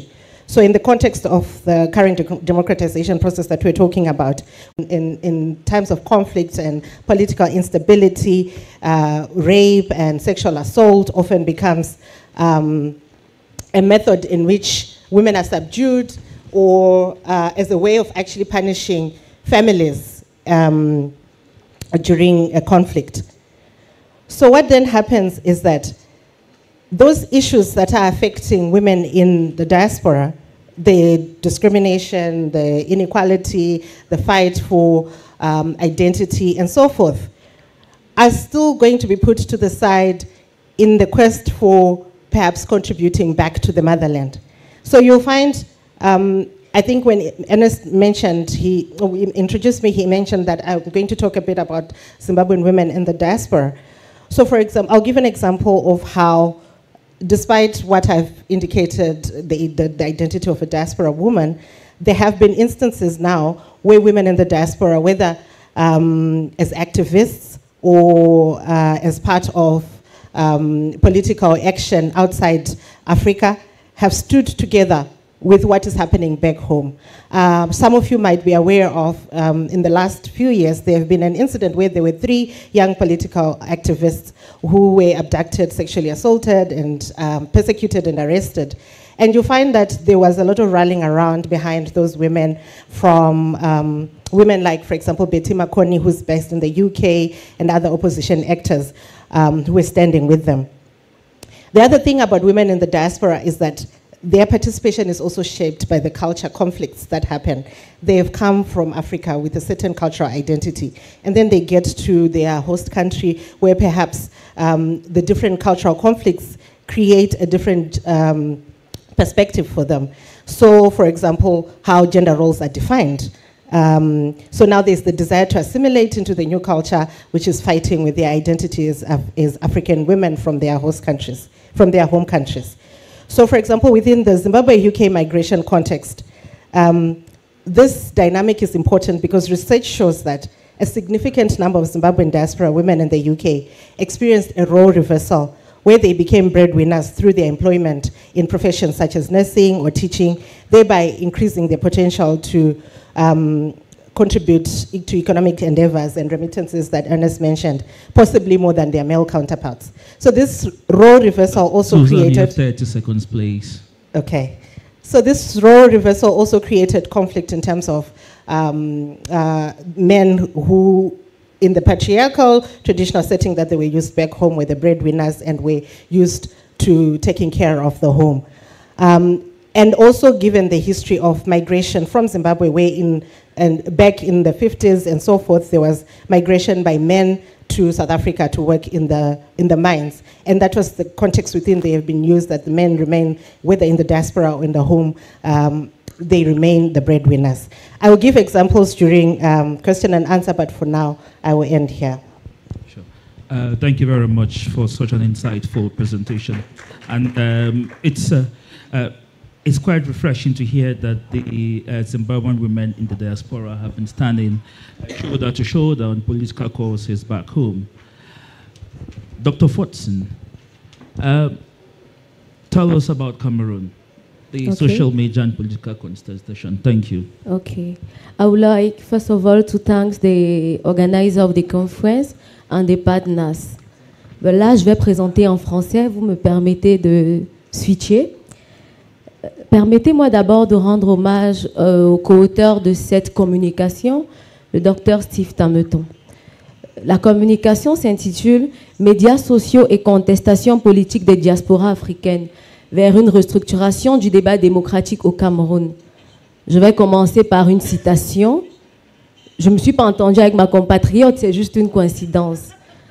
Je surfe dont je suis. I browse so I am. Cette pensée dérivée du cogito ergo sum de Descartes traduit la nouvelle citoyenneté de la diaspora. À travers les réseaux sociaux tels que Facebook, WhatsApp, YouTube, TikTok, la diaspora s'est rendu compte que ce sont des plateformes à forte audience. Et ils ont profité de cette opportunité pour pouvoir avoir des opinions contestataires. Dans le cas du Cameroun, il est important de mentionner que la tenue de l'élection présidentielle du 7 octobre 2018 a eu un grand écho avec la participation de la diaspora, car les membres de la diaspora du Cameroun sont privés du droit de vote, et ce conformément à la loi du 11 juin 1968. Ce qui veut dire que si la Tanzanie voudrait bien m'offrir leur nationalité, je ne pourrais pas, ou alors je choisirais de perdre ma nationalité d'origine. L'enjeu de cette communication est de se poser la question suivante. Comment la contestation politique du migrant connecté via les médias sociaux contribue-t-elle au renouveau du débat démocratique? Je crois qu'à la fin, nous répondrons tous à cette question de recherche. Nous allons principalement avoir 2 points. Le premier est relatif aux réseaux sociaux comme lieu d'engagement politique des diasporas camerounaises. Et le deuxième point considérera la sphère numérique comme le champ de bataille de l'opinion publique et de restructuration du débat démocratique. Relativement au premier point, il est question de mentionner que les nouvelles formes de médias sociaux sont des lieux de contestation des diasporas. En Afrique de l'Ouest, par exemple, la forte mobilisation de la diaspora gambienne en 2016 a conduit à l'éviction du président Yaya Jammeh, puisque la diaspora avait levé près de 120 millions d'euros pour soutenir l'opposition. Au Maghreb, le cas de la Tunisie avec la révolution du jasmin du 14 janvier 2011 a fait écho. Pour ce qui est de mon pays, le Cameroun, nous nous rendons compte que les réseaux sociaux ont fait émerger une forme de cyberdémocratie. Cyberdémocratie parce que les membres de la diaspora cherchent à faire prévaloir les piliers de la démocratie. Nous avons ici la liberté d'expression, par exemple, la liberté d'association et surtout la liberté de manifestation. On peut aussi citer le respect des droits de l'homme. C'est dans cette optique que plusieurs mobilisations se sont faites à travers les réseaux sociaux. Nous avons en l'occurrence la mobilisation contre les actions contestataires qui luttaient contre la répression des marches blanches du MRC, principal parti d'opposition du Cameroun en 2019. L'on a aussi la protestation avec une mobilisation via les réseaux sociaux qui se sont faits contre l'arrestation arbitraire de certains leaders anglophones, en l'occurrence Neba Fontem et Agbombala. Enfin, nous avons la mobilisation qui s'est faite pour la libération de la journaliste Mimi Meufo en 2018, qui s'est par la suite exilée. Au regard de ce grand écho sur les réseaux sociaux, il est clair que les médias sociaux apparaissent comme un espace médiatique de contestation. Surtout, il est un relais de l'opinion de cette diaspora, non seulement sur la terre d'origine, mais plus encore sur la terre internationale ou sur la scène internationale. Ceci conduit à notre deuxième partie qui entrevoit la sphère numérique comme champ de bataille de l'opinion publique et de restructuration du débat démocratique. Au Cameroun, Nous avons des leaders protestataires qui, par le biais de Facebook, sont suivis par de milliers de personnes. Dans le cas d'espèce, on a le général Valsero, qui est un artiste engagé, qui compte près de 650 000 abonnés. On a le cas des journalistes Boris Bertol et J. Remingono, qui comptent respectivement 266 000 millions d'abonnés et 174 000 abonnés. L'élection présidentielle a aussi créé une sorte de clivage, de scission de la diaspora. Et on a vu émerger un bloc appelé Brigade anti-Sardina basse, notamment avec un tenant comme Calibro, qui avait carrément interpellé le président Macron lors du Salon de l'agriculture en février 2020. On a d'un autre côté un bloc appelé Brigade anti-Tontinard. Je crois que lors de la session questions-réponses, on n'aura plus d'explications. Le système démocratique au Cameroun crée assurément, crée assurément une nouvelle citoyenneté. Une nouvelle citoyenneté qui bouscule les lignes sclérosées, j'ai envie de dire ça comme ça, de la démocratie dans ce grand pays qu'est le Cameroun, non seulement au regard de sa superficie et au regard de sa population. Nous allons conclure, monsieur le modérateur.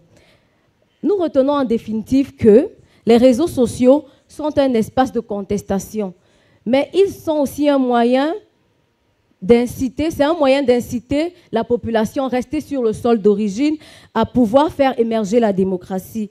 Et permettez-nous de faire une petite recommandation pour conclure notre propos.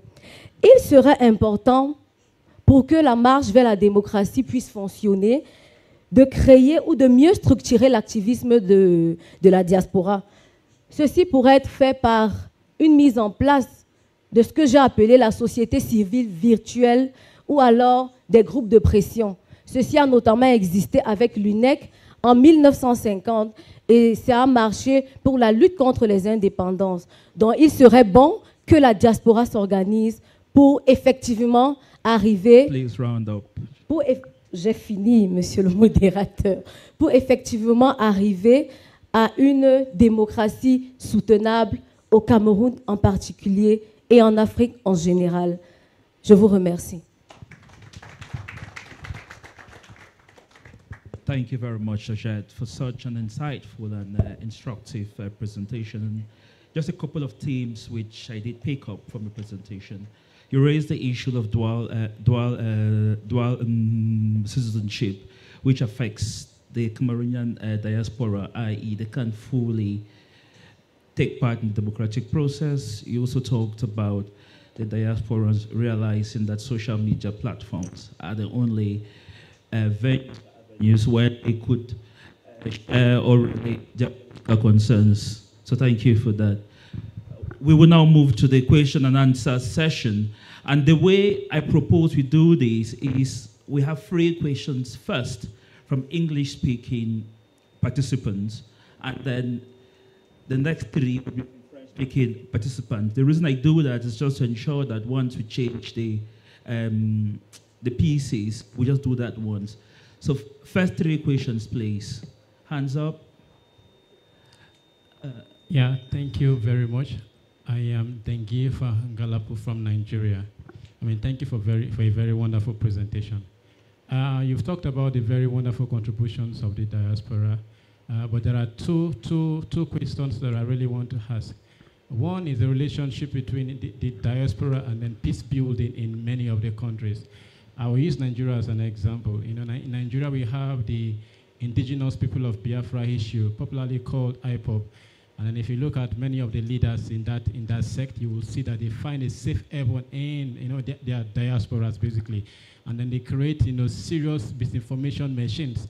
And then of course, if you look at the run down to our elections, you will see that IPOB was a big issue, attacking INEC infrastructure, the election management body infrastructures, attacking security agencies, Now there's an issue where you have, sit-at-homes. And of course, about 2 weeks back, 2 weeks or 3 weeks back, someone in the diaspora, I don't want to mention names, but declared a 1 week sit-at-home. And that is a constraint on freedom of movement. I don't know how the diaspora holds itself accountable.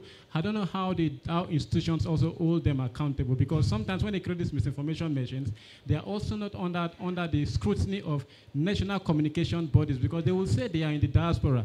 And also the democratic processes in those countries create safe haven for them, and there is also very, very difficult for you to hold them to account, even in your country. So I don't know how we can balance their contributions and all of this in 3 cases. Thank you. Hello. My name is Vanessa Tahaya. I'm from Eritrea. I'm a part of the Eritrean diaspora, so I thought I'd ask a question about that. My number one concern and question I have is around not generalizing the diaspora, not just by country, but also the diasporas on their own. I think we all come from many different countries with many very different histories, and that has shaped the way that our populations have not just existed in our countries, but outside. Like my country has a long history of movement because of very prolonged wars and similar situations to other countries. And so the diaspora from Eritrea is different from the diaspora from maybe Nigeria or from Cameroon. Not necessarily, but it could be because of our different histories. And so I understand the need to differentiate the difference between diaspora and people in the country. And as an Eritrean diaspora member, I always say that we are different. We're not the same. We're definitely more privileged, way more privileged, but we're all still Eritreans at the end of the day. And I think it is important when we're looking at specific countries to not discredit the work of certain people simply because they're diaspora. And I have encountered this problem many, many times as an Eritrean diaspora member, because as some of you know, and most of you hopefully know, Eritrea has, no civil society, no public universities or institutions, or private for that matter.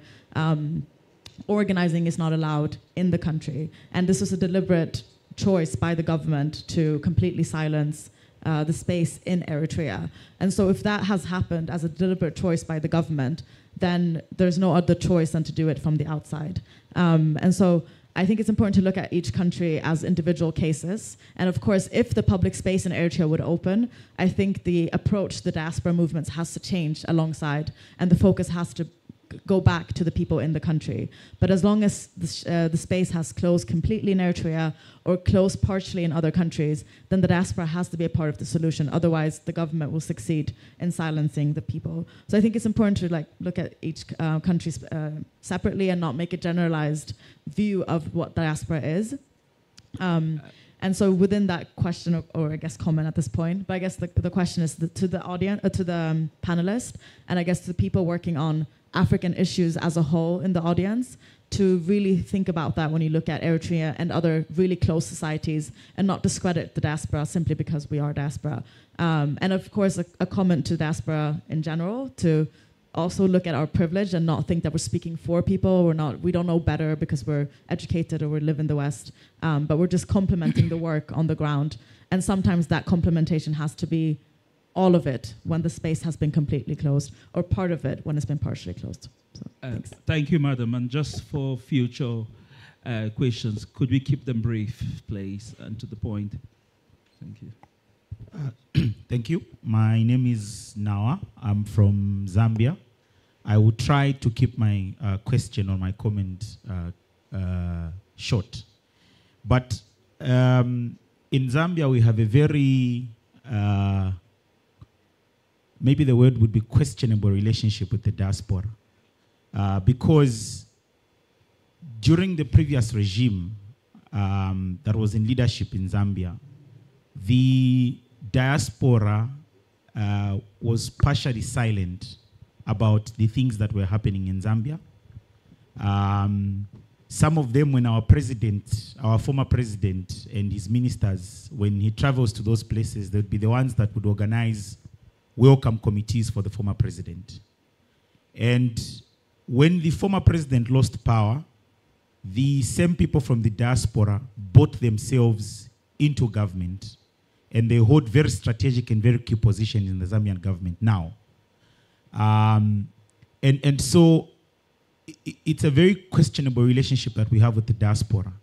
My question on that end would be, how do we safeguard the interests of citizens that are in the countries where they're fighting in, and protect these struggles from being hijacked by the diaspora, especially that when people are in the diaspora, they raise resources, because a dollar in the United States, for example, is 18 kwacha in Zambia. That's a lot of money. So even if someone is getting paid $40 an hour in the United States, they're getting paid a lot of money in Zambia. And then they use that to buy themselves into spaces of leadership. But also, they are the ones that then support these regimes. And only when it suits them, that's when they change. But also, how do we ensure that the diaspora does not consider itself an authority when it comes to issues of governance? Because some of the comments that you made also were that we need to come back and teach about governance from what we have learned. So how do we protect ourselves from you guys becoming an authority on the problems that we are facing that you ran away from? Thank you. Sorry, just an update, please. We will take all the 6 questions now because of time constraints. So the next 3 would be from French-speaking participants. Mr. Chair, okay. Yes, please, that's fine. Yes, I'm French speaker. Hello, my name is Ekande Kwayu from Tanzania. My question is whether we can take treatment of diaspora as an indicator of the country's level of democracy in relation to issues such as birthrights, dual citizenship I'm talking about, also voting, representation, and also running for office. Thank you. Thank you. Merci beaucoup, excusez-moi. Je serai bref, je peux poser une question en français. Je remercie tous les panélistes pour la qualité de leur exposé. Alors, j'aimerais donner quelques éléments de réflexion à la collègue du Cameroun. Effectivement, je suis intéressé beaucoup à la question des diasporas. J'avais même, pour mémoire, publié un article en 2016 sur la question de la biculturalité. En fait, cette question est importante parce que lorsqu'on travaille sur les diasporas, il faut savoir que ce sont des individus, enfin, ce sont des personnes qui vivent dans des environnements tout à fait différents de leur de départ et qu'ils sont marqués dans leur corps et dans l'esprit par d'autres cultures. Donc, j'ai discuté de cette question dans un autre papier, la question de la biculturalité. Alors, pour venir sur votre propos, comment voyez-vous comment véritablement passer du combat virtuel au combat réel, puisque il y a beaucoup de mobilisations qui peuvent être faites dans les réseaux sociaux, dans les médias sociaux, mais qui ne passent pas nécessairement sur le plan réel, sur le plan réel, donc dans la réalité du combat politique ou, si vous voulez, du débat démocratique. Merci beaucoup.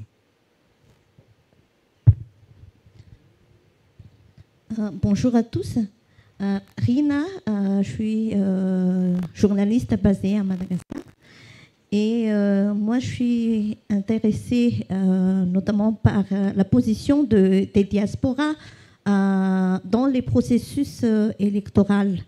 Donc tout d'abord je remercie les intervenants qui nous a permis d'avoir un aperçu général de ce qui sont ces diasporas et leur place vis-à-vis de la vie politique de chaque pays. Moi, je pense que les diasporas ont vraiment des rôles à jouer dans le sens qu'ils pourraient être des véritables contre-pouvoirs par rapport à la situation dans laquelle vivent les pays africains. Comme nous savons très bien, que la plupart des pays, notamment, je prenais le cas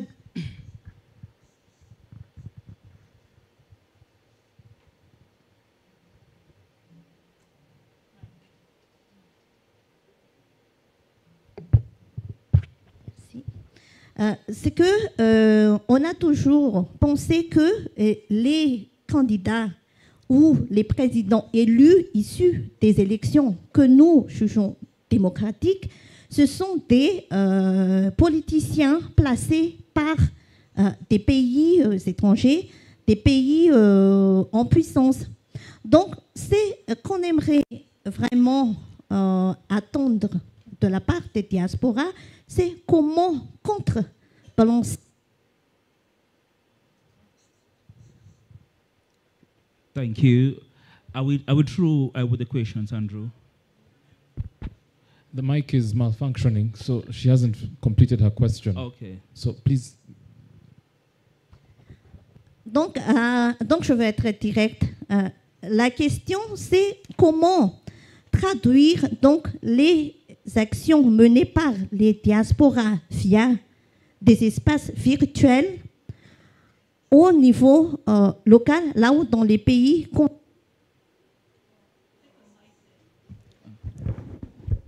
Let's replace this mic, sorry.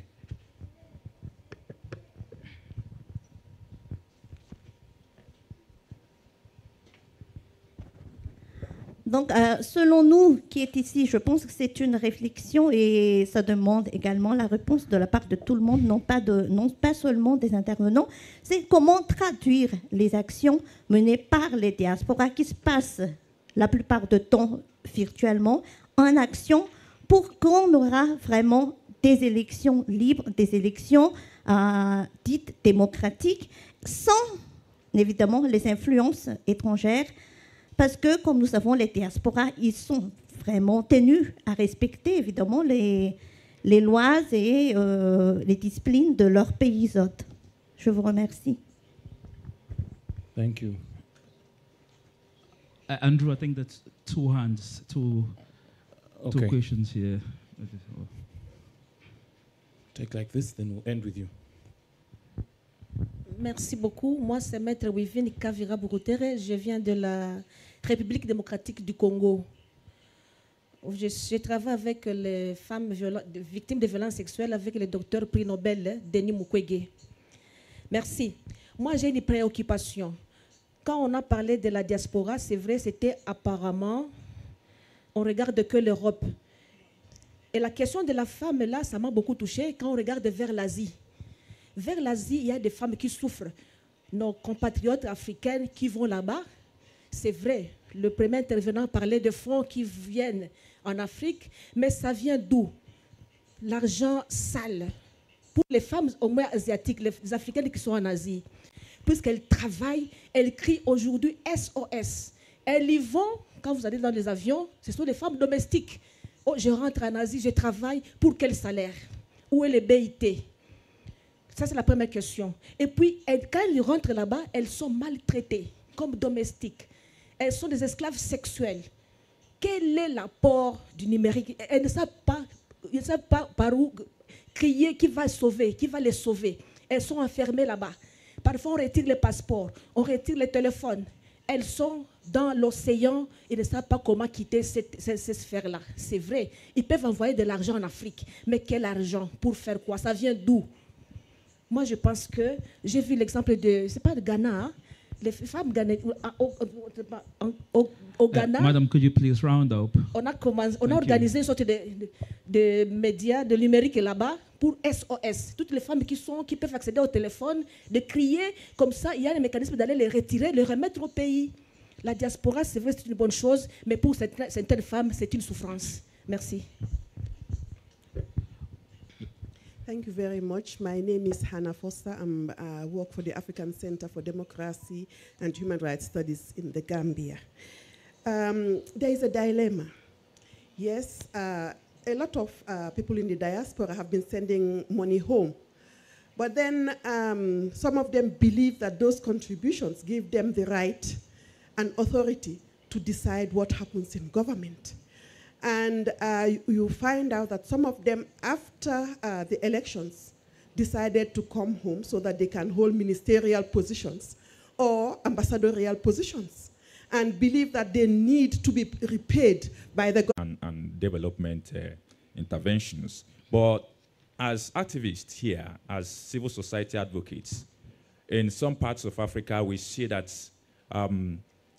diasporans do not have, right to vote except they renounce their citizenship where they are. In Ghana, one MP will most likely go to jail in the next 1 or 2 months. In Nigeria, we have about 15 to 17 million diasporan citizens. Many of them, in fact, they do not have right to vote if they are citizens where they are. So as activists, what do we need to do? What strategies do we need to do to begin to ensure that, this wall, these legislative walls are broken, to ensure that they begin to have the right to vote, diaspora voting, and then the issue of dual citizenship dilemma is dismantled. Thank you. Ok, merci. Je voudrais poser ma question à l'ensemble des panélistes. Si on retient la pertinence de vos analyses, j'ai un petit problème et je vais un peu rejoindre ce que ma sœur du Congo a dit tout à l'heure. C'est que l'analyse se focalise en termes de diaspora africaine basée en Europe, basée en Asie, basée en Amérique, etc. Mais je voudrais avoir votre avis sur les diasporas africaines à l'intérieur de l'Afrique. Est-ce que la problématique est différente?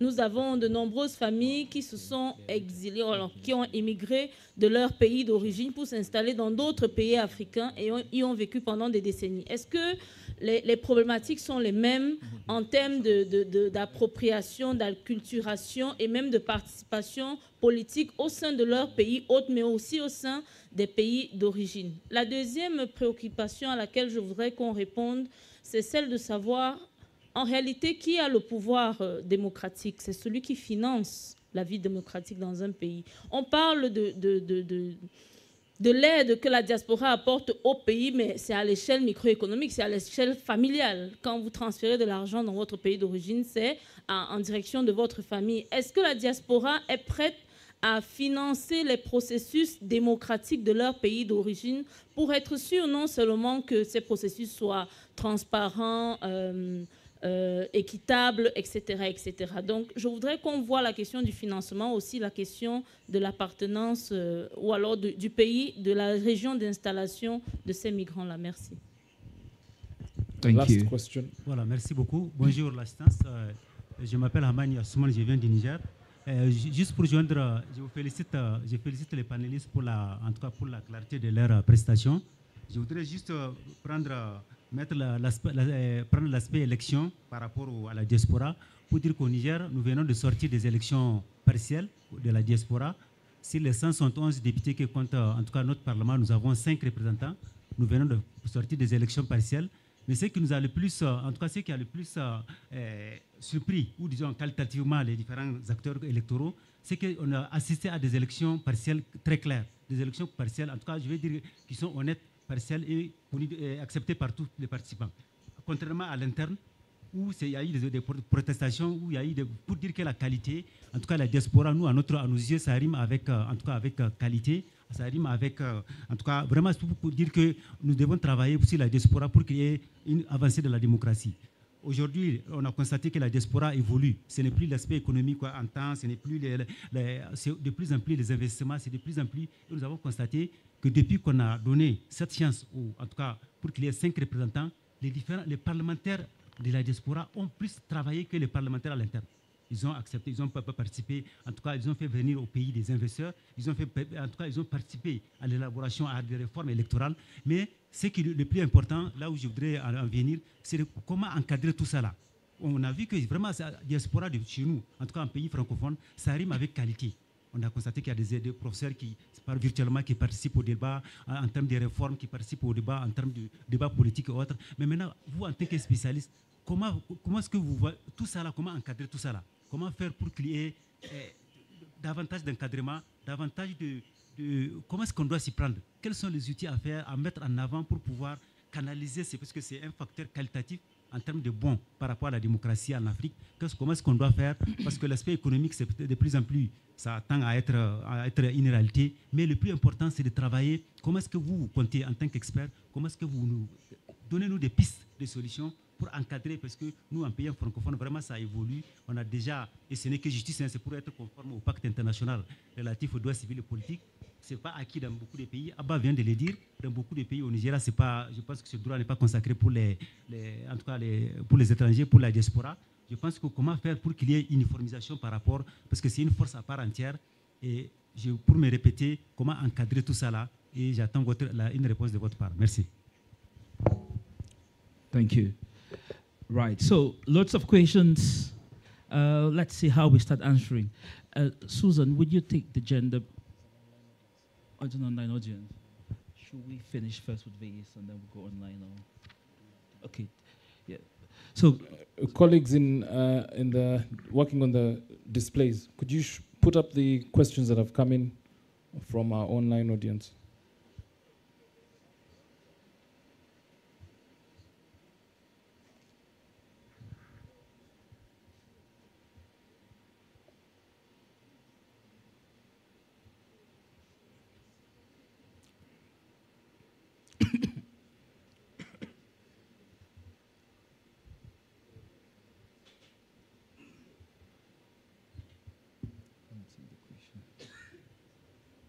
Okay, you can read them.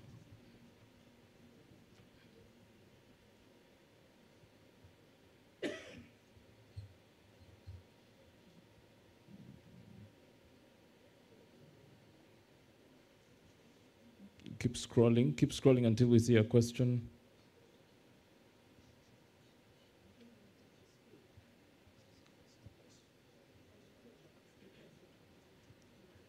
Oh dear, if you have a question, please type. Please type. Please.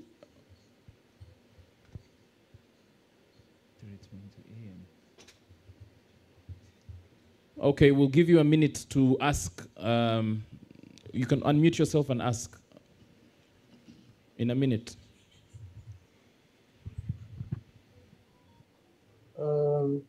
Allô, bonjour.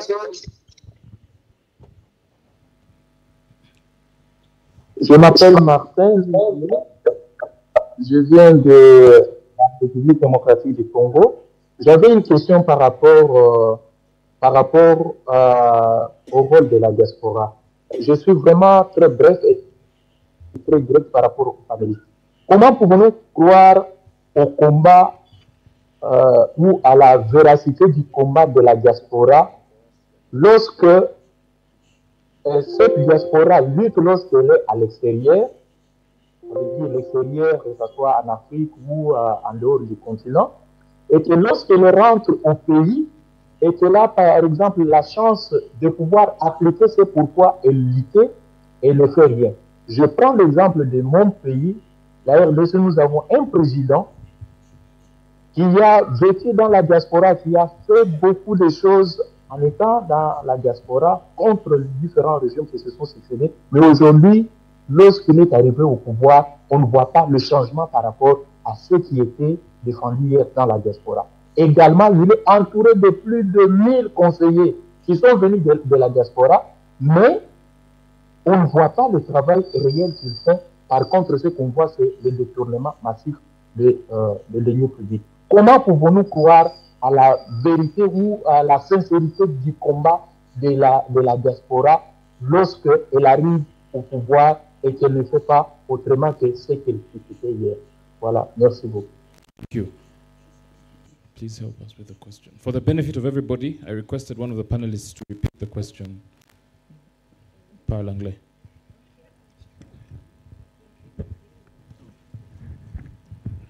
Okay. The question of the citizen of RDC is to find about the role of the diaspora.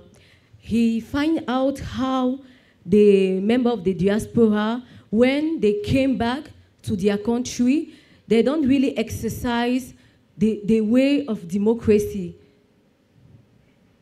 He take the example of the president of his country who who studied abroad, and when he took power, he came back in his country, he didn't apply the principle of democracy.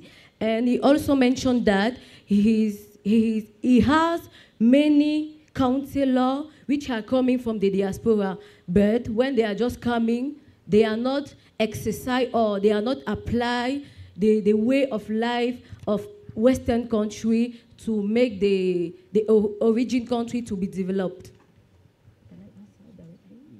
So yeah, could you answer the question, Georgette? Yes. I can directly answer this question by saying that I think it's a problem of regime. It's not a matter of people, because ici Massif is all the regime which is corrupt. On a l'impression que c'est le régime qui est corrompu. Parce que comment expliquer que les membres de la diaspora, les chefs d'État, les leaders d'opposition, ils voyagent. Ils voient bien comment ça se passe à l'extérieur. Comment, une fois rentrés dans leur pays d'origine, ils n'arrivent pas à appliquer ce qui se passe ailleurs. On a notamment, pour le cas d'espèce, les infrastructures. Ailleurs, c'est bien construit, il y a des infrastructures routières. On remarque que le côté technologique est très avancé. Pourquoi, une fois rentrés sur place, ceux-ci ne sont pas en mesure d'implémenter ces politiques dans leur pays? Pour ma part, humblement, c'est une question de régime qui est corrompu. C'est plus profond que ça, en fait. Parce que souvent, j'ai envie de le dire, ça ne dépend pas forcément de... Tu peux arriver au pouvoir et tu as des ambitions, très nobles d'ailleurs, mais tu n'arrives pas à implémenter parce qu'on a un système, ou alors un système gérontocrate qui empêche d'implémenter ces politiques. Quand tu arrives, je vais le dire de manière ironique, on le dit, non, vos choses que vous avez vues là-bas, ça ne marche pas comme ça ici. Et au fil du temps, ces leaders se trouvent emportés dans ce mouvement et n'arrivent plus à faire grand-chose. Pour conclure, il y a aussi l'idée ou alors la question du financement extérieur. Nos dirigeants sont quelque peu liés par les financements. La main qui donne décide. Quand tu n'apportes rien, tu ne peux pas décider grand-chose. Donc c'est ce que j'aimerais apporter comme réponse aux compatriotes de la RDC. Je vous remercie. Thank you, Georgette. I think let's start answering the questions. Susan, would you want to start first with the gender-based questions, please? Okay, thank you very much. Wow, there have been a lot of questions, but I think I want to respond to my sister from DRC who spoke about, yes, money is coming, but where is it coming from? And make a general comment in terms of the responses and the questions that I've heard around the room, that the assumption seems to be that diaspora equates to money, affluent lifestyle, and so forth. But when I started with my presentation, I spoke about the intersectional identity of diaspora women and the vulnerabilities. And that is a very, very real issue that she mentions in terms of some of the women who have migrated and find themselves in very vulnerable situations and are being exploited in the quest to send money back home to take care of their families. And it's an issue that is there and that is happening in a lot of, I mean, there are specific hotspots, countries that we know that women have gone to that they become vulnerable in. And I think my recommendation, or I think what would be a solution to that, is the importance of the in-country organization of diaspora amongst themselves, regardless of whether or not they're actually contributing to back home, but amongst themselves as a community. I think the lady from Eritrea spoke about being a community, a close community. To have those kind of communities, because I don't believe everyone who has migrated to those countries is in that position. But once there's a solid and unified and organized collective of the diaspora in that particular country, they can actually then be able to intervene where such issues take place. And I think related to that, is the issue, I think the lady who spoke about funding and how the funding is going back home. Maybe it's not even related, but I wanted to respond to that in the sense that depending on the jurisdiction that you're coming from, like for example, in Zimbabwe, the political, I've forgotten the name of the act, but the one on political funding, political parties funding act specifies that foreign funding is prohibited.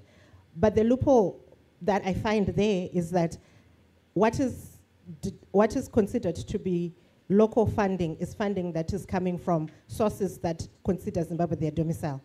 So there are a lot of Zimbabweans that have left the country who still consider Zimbabwe their domicile. And that kind of fundraising, which is also happening in the UK with some Zimbabweans doing fundraising for political activities in Zimbabwe, can actually then go towards that since they consider Zimbabwe their domicile. And lastly, while I still have the mic, I just wanted to respond to one of the earlier questions, and which I think is also replicated in a number of questions around the diaspora, because they are bringing money and because they're based in the diaspora, they feel that they know better than the people that are back home, which is a true position and which is a situation that can cause problems. My response to that is there are two things here. First of all, the advantage that I see in having people in the diaspora who are active in the democratization processes back at home is in repressive regimes, they have the capacity to speak out sometimes in instances where the people back home are not able to because of the repressive regime and for fear of blowbacks. But at the same time, I accept the fact that not all of this speaking is genuine and not all of it is well informed. So I want to give the example of an initiative called the Zimbabwe Citizen Initiative based in the UK, which has been involved in processes back home.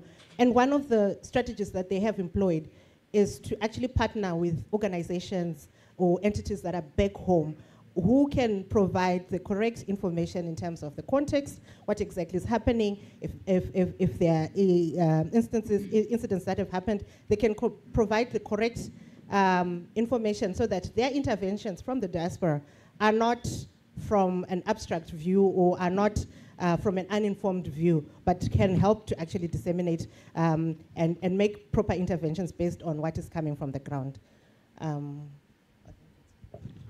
Thank you, Susan. Dr. Magocha.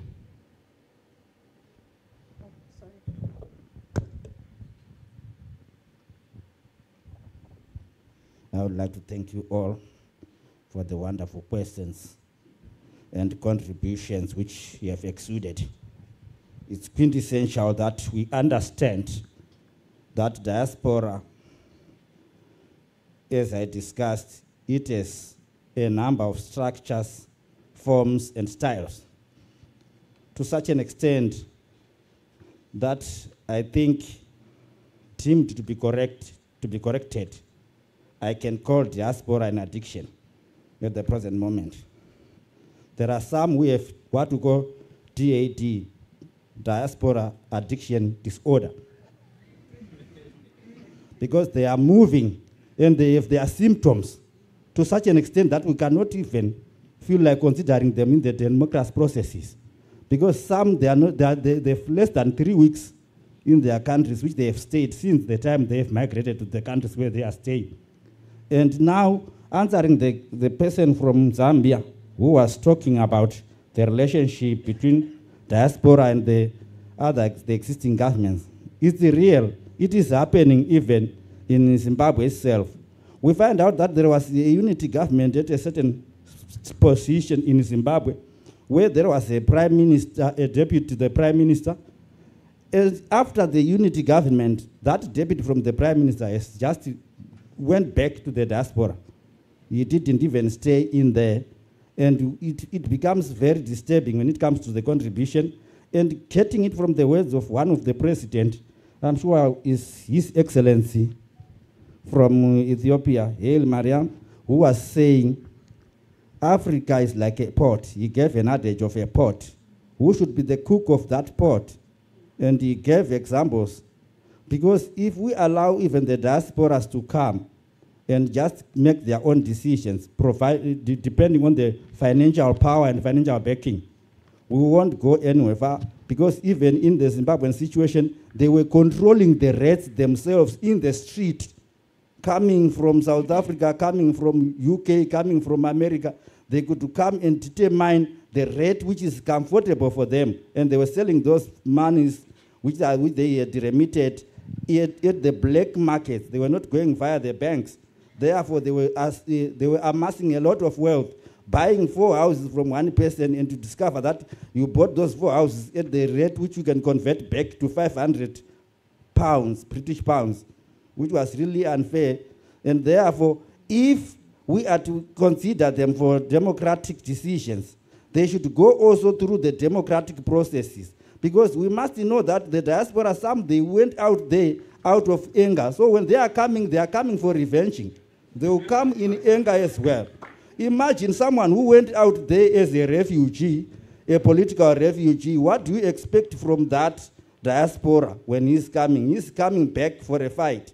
So they need to be regulated. They need also, I'm begging guys as a team who are here, we must find lawyers also and other people who can set the standards and norms which can be used so that we can avoid confusion in those democracies. I spoke of types of democracy, and I started from the biblical, and I'm also getting the biblical again, looking at the parable of the sower. Because diasporing means dispersing. So it depends on where that diaspora has fallen. Did he fall on a fertile ground, or he fall on the dry ground? And if he fall on the dry ground, he is hungry, and we say a hungry man is an angry man. That is what you should get to know. Talking from personal experience, there were moments as well when I was so hungry to such an extent that I felt like going back to my nation and fight for my position. Some of them, they might come as dissidents, and some of them, they can even organize those schools which we're talking about. They might be organized from the diaspora ground, because that's where they could get the financial power to purchase the guns and all other things. If there are no systems in place, let us try other systems. We'll find out other nations, when they come to other African countries, they come as expatriates, and they are regulated in the process of their working. And they tend to have benefits in their working processes. These diasporas we are talking about today, they come from their homes out of so many reasons which we don't understand, and they want to come wanting to determine and wanting to peg themselves high and say, we are the Bintus. We know what has been happening there. We know what has been happening. And they were moving in several countries across, picking up ideas which were mixed. Some of them, they are not informed enough to come and inform the general population of the nation to say, okay, this is the position which I'll take. And some of the ideas which they bring, they are not scientific enough to cover the space and to allow that democracy which we really need. And therefore, I encourage ourselves that we must also look at what kind of democracy does the diaspora need to be involved in. Because we understand they bring in remittances, but those remittances, some of them, we don't see them where they really have the impact. Because those countries where they have huge rate of diasporas, Dr. Maguja, some of could them, you please round up? okay, thank you. Some of them, they have still in their poverty position. And so what is the change? The question is, so what is the change? Let us see that change. Thank you. Good. So thank you very much for that response. I will try to answer the other questions. Right. Diasporans have always said this: they can never win. When things go right, they get no praises. But when things go wrong, they are criticized. Now, irrespective of their shortcomings, I still think there is a space for the diaspora. It's not just in the sense of taking part in the electoral process in those home countries. What diasporans do abroad is the pressure of foreign governments. There is an example in the UK where we've got the Royal African Society, which is a diasporan body, and they lobby British parliamentarians, they invite them to symposiums, and they give the African perspective in those forums. Those are where decisions are made, those are where policies are crafted, and those policies affect Africa. And whilst they're there, they are able to be your voice and your ears. Another issue that came up is how are members of diaspora involved in the democratic process back home? That's a very good question. What I would say to that is different countries have different rules in terms of who they're allowed to vote in those countries. And I've got some examples here. In Morocco, whilst the diaspora is not allowed to vote, they are treated quite well and are considered the 13th region of the kingdom. In Senegal, you've got 15 deputies in the Senegalese parliament, which is assigned to Senegalese living in the diaspora. Our brother from Mali has said that they've got 5. In countries like, Niger. In countries like Guinea and Mali, members of the diaspora go back and work as ministers. Does it always work out? It doesn't. There are times when members of the diaspora have basically fallen short. And I'll give an example. In 2018, the SLPP in Sierra Leone, they were basically a party formed in the UK. That's really their base. I know some of the members, I know whatever they did, but to cut a long story short, they went back to Sierra Leone, campaign, won the elections. Now you can ask people of Sierra Leone what they think of the SLPP.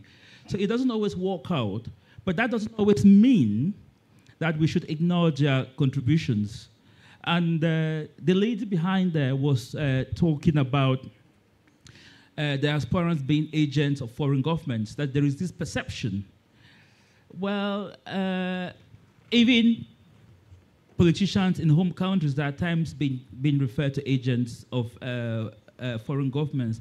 But what we should also remember is that diasporans cannot really dictate to the people on the ground what to do in terms of policy offerings. So what they would do is they could come in with ideas from abroad, but then it would have to be translated into a local context. It must be local, because if you cut and paste, it wouldn't work. And so whilst I understand the apprehension for bringing ideas which might be foreign, but there's a mechanism in place where they are sort of implemented locally. And to the lady about the micro/macro investment of the diaspora, it's true that at the moment, most diasporans invest microly through remittances. But what we've seen is there have been many diasporans who've established sort of businesses, big businesses in terms of fintech, engineering, construction. And that has created lots of jobs, brought in so much money in the economies. Is the diaspora the panacea for Africa's democratic problems? No, they aren't. Are they important in driving change and making things happen? Yes, they are an essential cog in helping Africa unleash its potential. So I would ask Susan to just round up with some. Sorry, Ariel. Yes. Thanks, Mr. Moderator. En fait, j'aimerais apporter une petite clarification aux questions relativement à la concrétisation ou alors au passage du virtuel aux actions matérielles. Premièrement, j'aimerais dire ici que l'activisme de la diaspora éveille les consciences sur les terres natales. Deuxièmement, cet éveil de conscience conduit à une liberté de navigation parce que les milliers d'abonnés sont pour la plupart des ressortissants qui vivent dans le pays d'origine. À travers un surf, un like ou alors un partage, on voit bien que l'action contestataire prend forme. Cette action symbolique se matérialise dans la pratique, notamment avec les opinions ou avec des avis protestataires. Au Cameroun, dernièrement, on a connu un mouvement de boycott des agences de téléphones mobiles. Et ceci a été vraiment drainé par les membres de la diaspora. Entre midi et 13h, et il y a eu une action dénommée « Mot d'avion ». Il était question pour les citoyens de se déconnecter. Ceci traduit par exemple une volonté de dénoncer les prix des télécommunications au Cameroun. Et ceci a eu des effets parce que le ministre des Télécommunications a fait une sortie invitant les entreprises à revoir les prix. En ce qui concerne toujours cette question, je crois que la démocratie ici, exercée par la diaspora, est une démocratie populaire. Parce que lorsqu'on parle de démocratie, il s'agit aussi d'évoquer le bien-être, c'est-à-dire de good living conditions. On ne peut pas faire la démocratie quand les citoyens ne sont pas bien, puisque la démocratie est appréhendée comme la gouvernance, le gouvernement du peuple, par le peuple et pour le peuple. Ceci se traduit aussi par la mise en avant de cette démocratie populaire. En ce qui concerne le financement de la démocratie et la catégorisation entre les membres de la diaspora, il est clair que dans le cadre de nos exposés, ou bien de mon exposé, on parle plus de la diaspora, venue d'ailleurs, c'est-à-dire de l'extérieur à l'Afrique, parce que ceux-ci, pour la plupart, quand ils vivent longtemps dans ces pays d'origine, ils acquièrent une seconde nationalité. Ce qui fait que, avec l'acquisition de cette seconde nationalité, ils perdent formellement leur nationalité d'origine. Or, ce n'est pas le cas pour les ressortissants, membres de la diaspora dans l'Afrique. Par exemple, le Gabon, au Gabon, par exemple, il y a une forte population camerounaise, mais ceux-ci, pour la plupart, n'ont pas perdu leur droit de vote parce qu'ils sont encore camerounais et ils vont voter au sein des ambassades. Maintenant, en ce qui concerne le défi de la diaspora, comment peut-on encadrer l'action de la diaspora? La diaspora togolaise, par exemple, a fait un communiqué pour condamner, excusez-moi, la condamnation de la CEDEAO relativement au coup d'État au Burkina. Et ils appelaient, par exemple, la CEDEAO à revoir leur position. Ce qui est marquant dans ce communiqué, c'est qu'il a été signé. Ceci montre que la protestation est encadrée. Parce que dans les réseaux sociaux, il y a souvent des brouillages, l'identité n'est pas reconnue. Mais ici, on voit bien que l'activisme de la diaspora est très bien encadré. Et je pense que nous pourrons, par exemple, suivre cet exemple pour que nous puissions arriver à une bonne marche de la démocratie au Cameroun et en Afrique en général. Je vous remercie.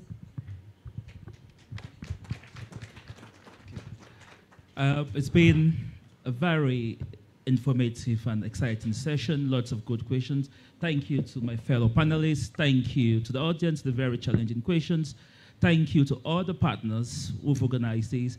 And a big thank you to the people of Tanzania for your authentic kindness and generosity of spirit. Thank you all. Let's give one round of applause for our last panel of the day. All right, we had a long morning, but I think it was a good one, and I think particularly this last session, somebody just commented on how emotive these topics are, and I think that's good.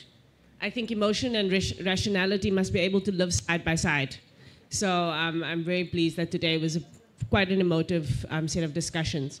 We are now going to go into the lunch break, but I want to invite us to really come back after the lunch break with a high level of energy, even though it is the graveyard shift of our stomachs taking over our brains. But this afternoon is the beginning of what I call the call to action of this conference. Tomorrow we're going to be having a lot of provocations about what it is that needs to be done going into the future. But this afternoon we start by deliberating on what the communique from this event needs to be. And what I want to encourage us to do is come with our best ideas for what must be done. We have deliberated so that we can unlock each other's ideas. And people have been coming to me on the side going, we should have this happen, that this afternoon is the time for that. Is for us to say what is to be done and who must do it, a call to action to society, a call to action to each other, a call to action to ourselves, and some commitments that we start to make about what we're going to do going forward, so that next year this time, as somebody had said, next year this time we want to see our own internal Africa Drive for Democracy index that comes from the continent. What are the other ideas that we need to, as a collective, commit to in the next 12 months? That's what this afternoon is about, and so I invite you to come back with a high level of energy, all of your best ideas and a contribution, because as we go into the next day and a half, what we need to do is walk out here tomorrow afternoon ready to take on this new frontier of innovating democracy. Please come back at 2:45. Lunch is served in the area where we've been having breakfast as well. And then when we get back here this afternoon, we will be in full workshop mode. Thanks, everyone.